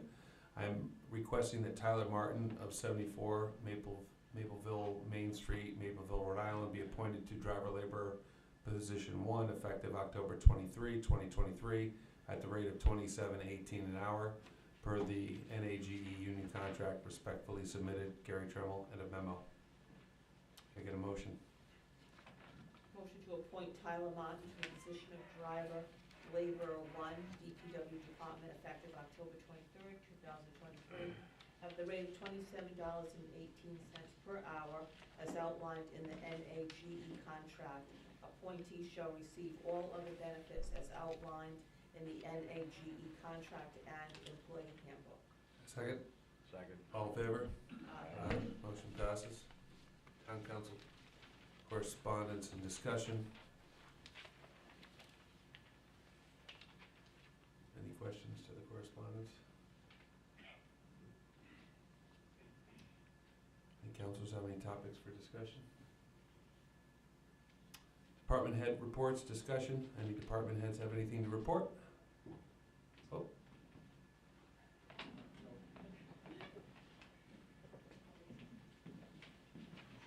Thank you, Karen. We talked at a previous meeting about the significant land use legislation that passed in the last legislative session and how it was going to have a major effect on our zoning and subdivision regulations. So I mentioned that we were going to apply for a grant for some consultant assistance, but the majority of the regulations are effective as of January 1st. They kind of fall into 2 categories. One category is these things you have to do. It's in the state law. There is no wiggle room. There is no options. There is no decision points. This is the new law. So whether or not that's in your zoning ordinance or in your ordinances already, it doesn't matter because that's what's going to apply. So those changes were kind of our phase 2 changes. The phase 1 changes are ones where something's going to happen on January 1st that could have a detrimental impact on the town unless we do something about it right away. A lot of those changes are going to involve detailed discussions about what it's gonna look like, what's our land use process gonna look like. But in the interim, because we're not gonna be able to get all that done and also do the advertising and also pass all the changes in time for January 1st, what I'd like to do is some of the things that are gonna happen on January 1st, we can just stop them from happening as kind of a temporary measure while we work to do the in-depth changes that we need to do. I'll give you an example. The zoning ordinance allows things either permitted, not permitted, or allowed by special use permit. If it's allowed by special use permit, the new state law says it has to have specific and objective criteria for every single special use permit that you have, and if you don't have those, it's automatically permitted. So if you look at our use table, we have probably 100 uses that are allowed by special use permit, and maybe 2 or 3 of them have the specific and objective criteria that meet the state law. So what I'm proposing is we just make all the special use permits a no for right now, and to meet that January 1st deadline so that they wouldn't just become permitted uses by default. And then we go back, and when we are doing our changes, we can look at them thoughtfully and come up with the specific and objective criteria that we need to meet the state law. That's just an example of something that's gonna change, and you can't really see what those changes would be, because you don't know what someone's gonna come in with. So we're going to try and make sure that we're protecting ourselves from negative impacts that we're not foreseeing. So the reason I'm telling you this is that I'd like to come before the council for first reading on a series of kind of stopgap changes that will get us to the place where we can do thoughtful amendments to the zoning ordinance, subdivision regulations. So I'd like to come to the November meeting with the first reading to schedule a public hearing on these changes for the first meeting in December so that we can get these things adopted before the January 1st deadline.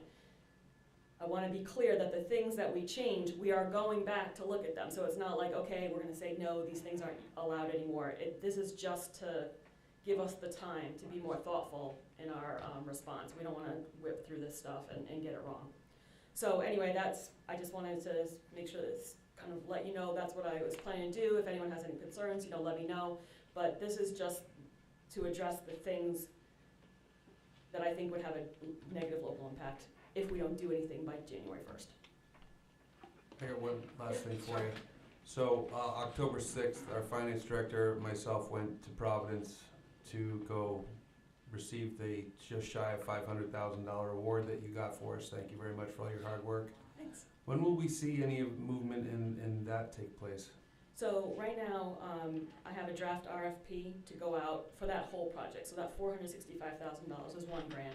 We got another $250,000, that's a second grant for the same project, and we have $200,000 in ARPA funds that are acting as the match for all that money. So I have an RFP drafted, and I'm out to my readers. So I have 3 different proofreaders, and I'm getting their comments back. So hopefully, I'm anticipating that RFP getting released in the next month. So then, once we have a consultant on board that's going to help us with the engineering and the process, then we should really be able to see that project take off. Thank you very much. Sure. You got very good accolades from people in Providence as well, so great job. That's nice, thanks. You're very welcome.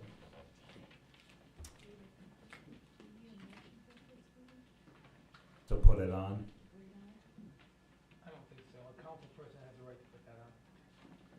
So first reading November 2nd? Yes. Or you can sponsor it. Yep. Good evening. Hello, sir. How are you? So, I was informed by Rhode Island Emergency Management that FEMA is evaluating whether the storms, or they're calling it one storm, from September 11th to September 13th, may be eligible for federal disaster funds. September 13th is the day, I think it was the 13th, is the day that the tornado touched down on Bungie Road. So I have put out feelers to some of the department heads that would know. I was actually on Bungie Road during the storm, and I saw some of the damage. They're looking for us to tell them if there's any damage to private residences that may come under this disaster funding. So I'm reaching out because I really don't know. What I saw were poles down, trees in yards, electrical services pulled off the houses. And I don't know if there was any significant damage. The other part of this is because they have, it was actually, technically it was 2 storms. One was the flooding, I don't know if you recall, just before that, a couple of days before. They merged those into one storm. So if we have any flooding, if you have any constituents who had flooding damage between those few days, if they could email me with their name and their phone numbers, and addresses, I can contact them and find out what the damage is. Now, I found out today that FEMA representatives are going to be in Rhode Island next week, and if there's anyone in Glocester, they want to come around Wednesday. So it doesn't give us a lot of time. It doesn't mean that they're going to approve disaster funding, because they have to go through damages throughout the state, and it has to be over a certain threshold of damage. But if we can put forward anything, this would help primarily people who have damage that is not covered by their insurance. But I want to know all the damage if I can get it. I intend to put out a code red notice to town residents tomorrow, asking them to send it to my email address, my town email address. And then I will be in touch with them. Right now, I just need general information as to what the damage is. I guess if you don't have an estimate of what the cost would be to repair it. And then what we get into, is it covered by insurance? Now, I know there are some people out there that aren't covered by insurance that had flooding damage. I don't know in our town whether there was, I know in other towns there were a lot. Because a lot of the normal homeowners insurance policies exclude flooding unless you have a flood policy. This could help these people out. So I just want to let the councilors know that, you know, if you know of anybody in your area, or if you've heard of anybody, reach out to them and let them know. Contact me by my email address, and I will get back to them. And hopefully, if FEMA does do a disaster declaration, we might be able to get them some funds to help them do their repairs. Thank you very much. And Code Red's going out, Jerry. Yeah. Great. Any other department heads? All right, boards and commissions.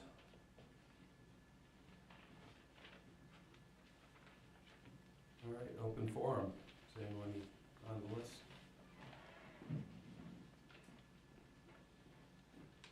Come on up, just state your name. Give me a minute. Bill Brown, Gloucester Historical Cemetery Committee. Good evening, everyone. I'm here tonight, last time I was here was August 3rd, I think, and we were discussing, at the end of the talk, we were discussing working together as a team. You had mentioned working with Karen and other department heads as far as my proposal for the cemetery committee. I'm just here to see if we've moved forward at all on that. If anything's happened behind closed doors, any discussions amongst yourselves. You know, I've gotten contacted, by Jessica, Karen, you know, and we went over some numbers as far as cemeteries and whatnot. But I was just wondering if we've taken any other steps to see if we can make this a reality. As far as the tax credit goes for caretakers? No, I'm not even talking about that at all. As far as I'm concerned, that's not a possibility at all for the reasons that I mentioned at the last meeting, being that not all of these cemeteries are owned by property owners, you know? That being said, since August, I don't know if you were aware of the feature that Channel 10 did on the cemetery committee and what we do. Yeah, they did a full feature on us. they came out to the Harmony Cemetery and interviewed me, and then I did an interview with the Observer, the Valley Breeze. I was contacted after that, got out by the Northern New England News, and I did an interview with them.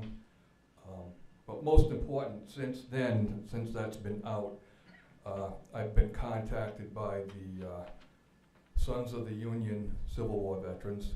I've met with the commander, the vice commander, because they're very concerned about these veterans that we've discovered, the ones that we take care of, and they know of the proposal that I've made to the town.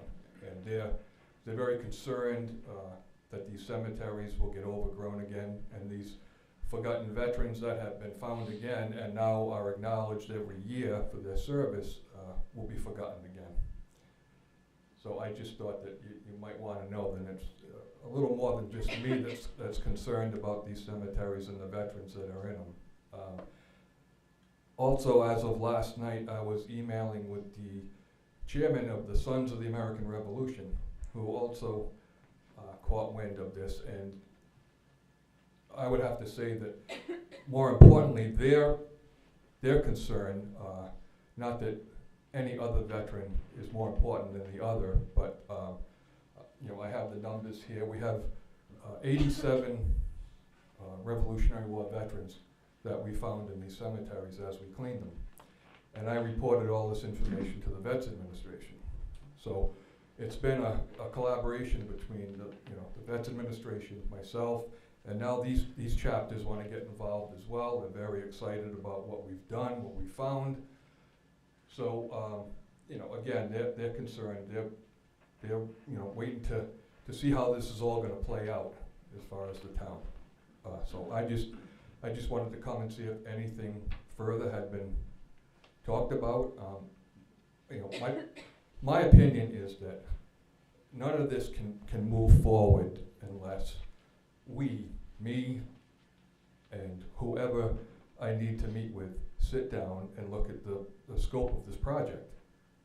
What I've created, the schedule, the discipline, everything about it, the importance of prompt people showing up and being there every time on a consistent basis, and for a bunch of volunteers, for 10 volunteers, pretty proud of their dedication to this cause. Because we've done all the initial cleanings on these cemeteries now. We went out today and did annual cleaning on 3 of them.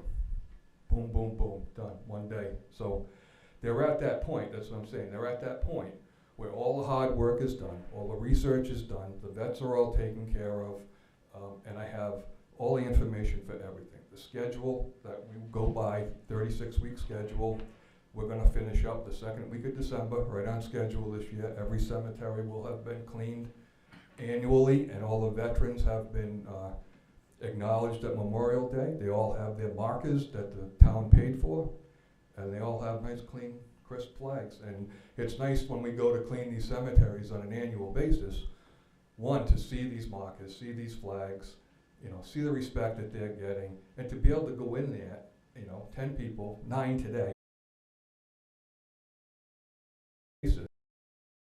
I already have all the tools, top notch, best tools you can buy to go do what we do, And so there'll be an expense, but we need to sit down.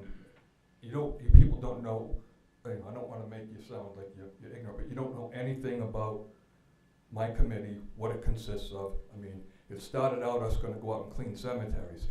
Then it turned into veterans, and oh my God, then it turned into the Vets Administration. Then it turned into new signs, because the other ones, and I'm all over the place contacting all these people to get all these things. And almost 6 years later, we did it, All the bases are covered, everything is organized, documented, everything. We went out today, I had to go home and sit at my desk. Okay, we went to cemetery number today, we had 9 people. We cleaned the cemetery, we sprayed the gravestones with wet and forget, we did this, we did that. That way when we go back next year, I go, okay, we did spray the stones next year, let's go see what kind of job it did. It's not just we're not just out there winging it. You know, this is a very organized crew of people that that are dedicated to this. And I just wanted you to know that there are other organizations that have caught wind of this as far as the veterans, and you know, they're very interested because we've got 22 Civil War veterans, and the list goes on. You know, Indian War, World War I, World War II. They're all out there in the woods. Nobody even knew they were there. So I got a question for you. How long do we have you for? As far as what? Doing this? Keeping this train going? Yes. As long as I have to. Okay. But like I said in the previous meetings, and the interview that I did with these people, you know, I've had so many surgeries, it's ridiculous to even go down the line, you know? But it's my crew that, you know, they say I'm the driving force and they just follow me. And that's great. I mean, today it was a perfect example. I'm like, you want to do another one? And they're like, yeah, sure. You know, it's their time. You know, they're doing that. But I've got other personal things. I've got a girlfriend that has Parkinson's disease, and as time goes on, she's going to need more of my time as well. So that's why I started this, you know, a year ago, talking about could we do something like this. You know, we met in March, we met in August. Now I'm here tonight. I just want to see if we're moving forward at all. We're even trying to figure out if there's a way to do this, and I don't think we can unless you sit down with me and I say, okay, this is the package right here, you know, and so that's all I've got to say tonight, really. I just want to make sure that we haven't, you know, swept it under the rug and it's not important anymore, you know, because it is, and other people are taking notice, and I think that as for me, you know, now that you've got these, you know, the Sons of the Union veterans, and you know. And since these interviews and this feature on Channel 10 went out, I've just been overwhelmed with emails and phone calls from Glocester residents that don't want to see this go away. You know, and for me, you know, I look at where we're at as far as the state of Rhode Island doing what we do. Like I said before, we're just leading the way. We're just blowing this right out. You know, people are calling me, how did you do this? How did you get that? How did you know, all of that. Show us how to do it. But for me, with this growing and getting bigger, with more important chapters, organizations showing interest and concern, I mean, I think it's a perfect opportunity for Glocester to shine and jump right in and say, yeah, we'll lead the way. We'll show you how it's done, you know? And again, I think that would add to the attraction of Glocester as well. Thank you. Mr. Brown, Thank I you. have a question for you. Yep. You're talking about all these organizations that show an interest, right? What kind of interest? They say, hey, this is great. Hey, we want to help. We want to give you money. Well, what's the interest? They're saying this is great. We're very pleased with what you've done. Thank you for doing this. But what they're concerned about is they know the situation, that if something doesn't get put in place to make this permanent, where this care continues, that they'll get overgrown again, which they will, and these veterans they'll be forgotten. Nobody will be out there flagging them like I do. Have they come up with any They ways to help? They haven't.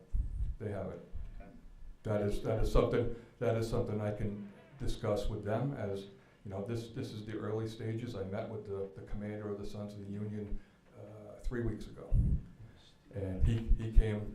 I met him at the Reuben Mason House across from Navigant Bank, and we had a nice talk there. He's a veteran. He's vice commander, and he's putting together a presentation about what we've done up here as far as the Civil War veterans, and he's going to contact me. There's going to be some kind of a presentation, speech of some kind that I'm probably going to be involved in with their organization. So. Now, if memory serves me correct, Gloucester probably has the most amount of cemeteries in the entire state, right? No, it's not. It's close. I mean, Barable's got a lot. Situate's got a lot. You know, we've got 128. That's a lot. You know, that's a lot. And like I said, as we've cleaned them, we've been able to meet with businesses, homeowners, property owners, family descendants of some of these old cemeteries on these old farms. And right now we've got, I just had 2 more people reach out to me, because Some of the ones that get cleaned, I do myself because they're small, you know. And I took those pictures and I put them on Facebook and I said, this is Revolutionary Veteran so-and-so. This cemetery was cleaned today. It took 40 minutes to do. This needs to be done twice a year if anybody's interested. Bring, bring. So it's not like I'm not trying to get people to take over, for free. But it's just that they're not ringing the phone. Everybody's not saying, yeah, I want to do it. A few people do. So we've got, out of the 128, there's 65 right now that are under perpetual care that I don't have to worry about. And 63, my crew and I take care of. So. That was half. Yeah, almost half. Amazing. We've had many conversations about how grateful I think everybody is for the work you and your team does. I'm sure you are, and I appreciate that. And just to temper your expectations, or just so you, just from a time standpoint, first of all, if we're discussing this, we're discussing it here in front of, everybody, so sort of deal. But also anything, the budget right now is set, right? So our next fiscal year starts on July 1st, and we haven't put together a budget for next fiscal year. So in other words, I get, just from an expectation standpoint, we can't say, hey, we're gonna add X or Y, employee or money or any of that, none of that. Right, but that's not, there's nothing to, just from a time frame standpoint. And I understand that. I mean, I know that the budget meeting is in January, and here we are in almost November. I get that. I've said from the beginning, I don't expect this to happen fast, but I just want us to sit down and get serious about it and say, this is something that we need to do, because my crew and myself, like I said, you asked me right out, how long am I gonna be doing this? Long as I can. How long that is, I don't know. I don't know. We lost a volunteer this year, passed away. I'm the youngest at 60. I mean, it's just a matter of time, where the crew's gonna get smaller, but the work's not. It's gonna stay the same. And that's when we go backwards. Right. And that's not just about the veterans. I mean, these folks are, Walt said, his great-grandmother lived in that house. I mean, these people that we take care of in these cemeteries are the ones that made Glocester what it is. Yep. Plain and simple. We own that. We enjoy this town. We can't clean a cemetery. I mean, town of Glocester, come on. That's how I feel anyway. Thank you very much. Thank you, sir. Anybody else? Charlie, come on up.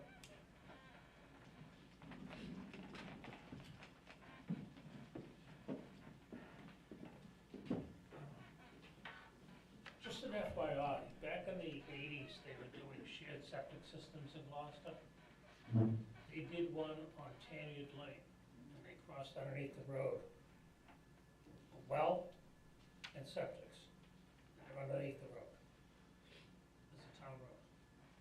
That's just the one I know. They're there. Good, yeah. Gary, If come there up was there, any put sewer systems in to grab the drain waters, repaved the road and everything. He knew they were there, he's fine. But the idea is they're in place. There's a lot of them in town. People don't know. So I just thought, I'd dump my brain onto you. That's something I know that's already there, in place, been there for years. It's probably 4 or 5 feet down, but it does exist. Okay? Thank you. Yeah, Pat. I have my school committee hat on. So as the liaison to the school, from the schools to the council, I don't know if you have any questions for us from either what's happening at the region or at the Gloucester level. We're starting to work toward budgets too. And so the only thing I do want to share with you, but not in great detail, I'm not on the capital subcommittee, but I did attend a meeting the other day and sat in and listened because it was a very detailed meeting. There was like a 280-some page document about the next 5-year plan, and this is the region I'm talking about. And so I just kind of wanted to let the council know that our schools are aging. We like to think of the middle school like it's new. Well, it's not. It's over 15 our high school is probably our biggest challenge, and that 280-some page document was extremely sobering to me as a fairly new school committee member, with the challenges that we're gonna be facing in the next 5 years to keep those buildings up at the high school. And it's not just a high school, it's a campus. It's huge. We have one guy, Steve, who's the maintenance guy up there that takes care of the middle school and the high school, right? We have one person for our elementary schools, Gary, you know. And the elementary schools are in pretty good shape right now. We had a walkthrough, he went through them, doing incredible work there. And they're in great shape. But let's face it, Fogarty is a tight little machine if you've never been up there. There's a magic act that happens there every day. The gymnasium becomes the lunchroom. One janitor flips that entire gymnasium and pulls out every table for all those little kids to have lunch. And after lunch, he flips all those tables again and puts them to the end so that it's now a gym. That happens 5 days a week, every week. It's very tight there at Fogarty, and it's an old school.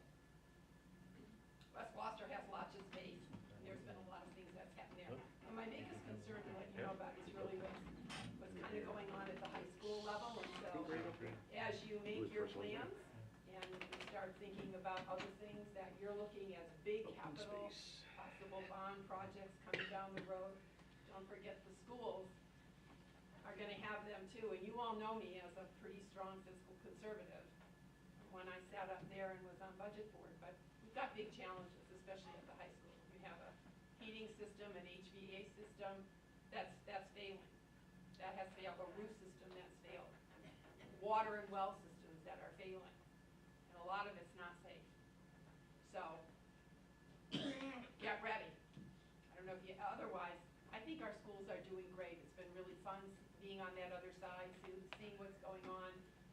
There's real learning going on in there, really great environment, and you know, and we're tackling a lot of issues this year.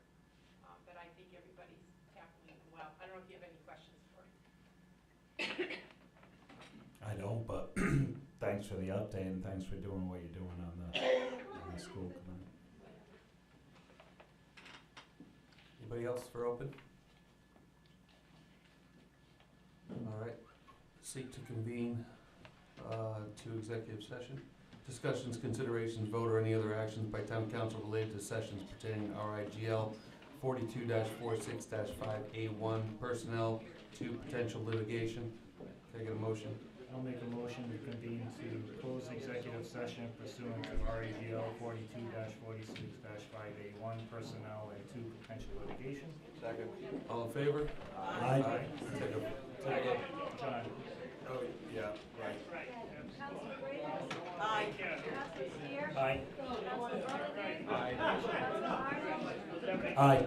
Councilor Worthy? Aye. Take a 5-minute.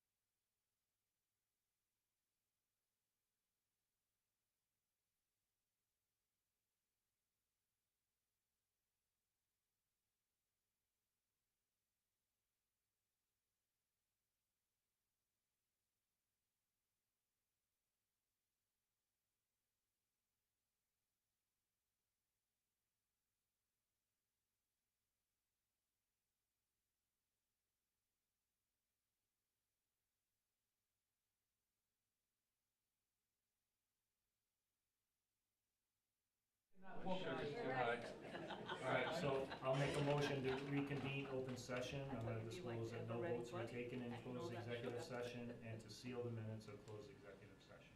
Second. All in favor? Aye. Roll call. Roll call, please.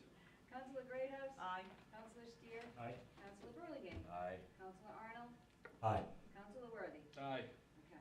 Now, did you make the motion to seal those other minutes? I think Walt just did, didn't he? Walt Yeah, just- I You said, did? I'm yeah, I sorry. said, I didn't hear you say it. You have to Yes, seal the and minutes, they- yeah. we are sealing the minutes. Yeah. Yes. Okay.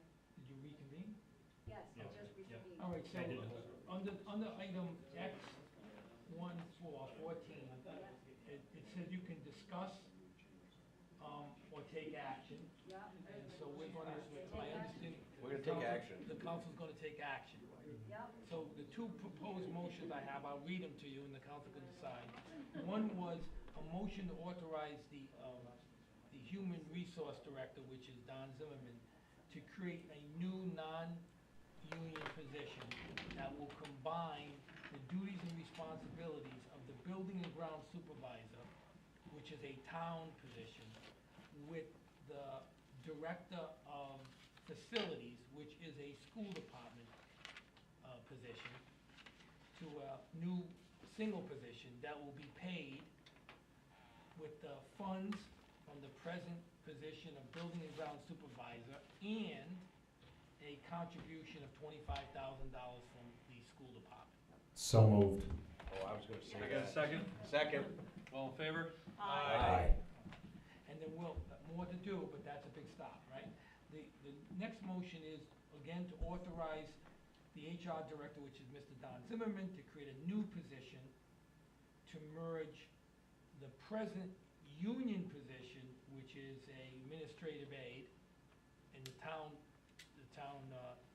budget, DPW, with a similar position that's very similar, if not the same, as an administrative aide in the school department, into a new town position that combines those two duties and will be funded by the present funds in the administrative aid position with the town and a contribution of $6,200 from the school department. Clarify the dollar amount with 6,800. 68? Yes. Okay. 68, you said 68. Somebody said 62 before. I did, sorry. 68. So moved. Second? Who did a second? You just You did. did. No, I said who got a second? Oh, I'll second. second it. All in favor? Wait, who seconded? I second. Okay. Or All in sure, favor? either one. Aye. Aye. I thought you said second. I'm like, I'm waiting for you to say Okay. It was, can I get a second? Yeah, I think it's second already. Okay, big one. Can I get a motion? I'm sorry, Oh, wait, is there Walt? anything else? Walt, anything else we need to do today? You still got an hour and 32 minutes. so- 7 minutes ago, Yeah. Can I get the Walt Steer final? walked into this room. I made a motion to adjourn. Can I get a second? Second. All in favor? Aye. Aye. All right. Meeting over at 10:30. You don't have water left in there, you're gonna get a big towel. Thank you. Steve, Thank you. Thank you. Steve, you gotta sign something. Oh, yeah. All right, guys. Hey. Oh, thanks, Gary. Thanks. Gotta drive up- Good night, Ben. Gotta drive to New Hampshire?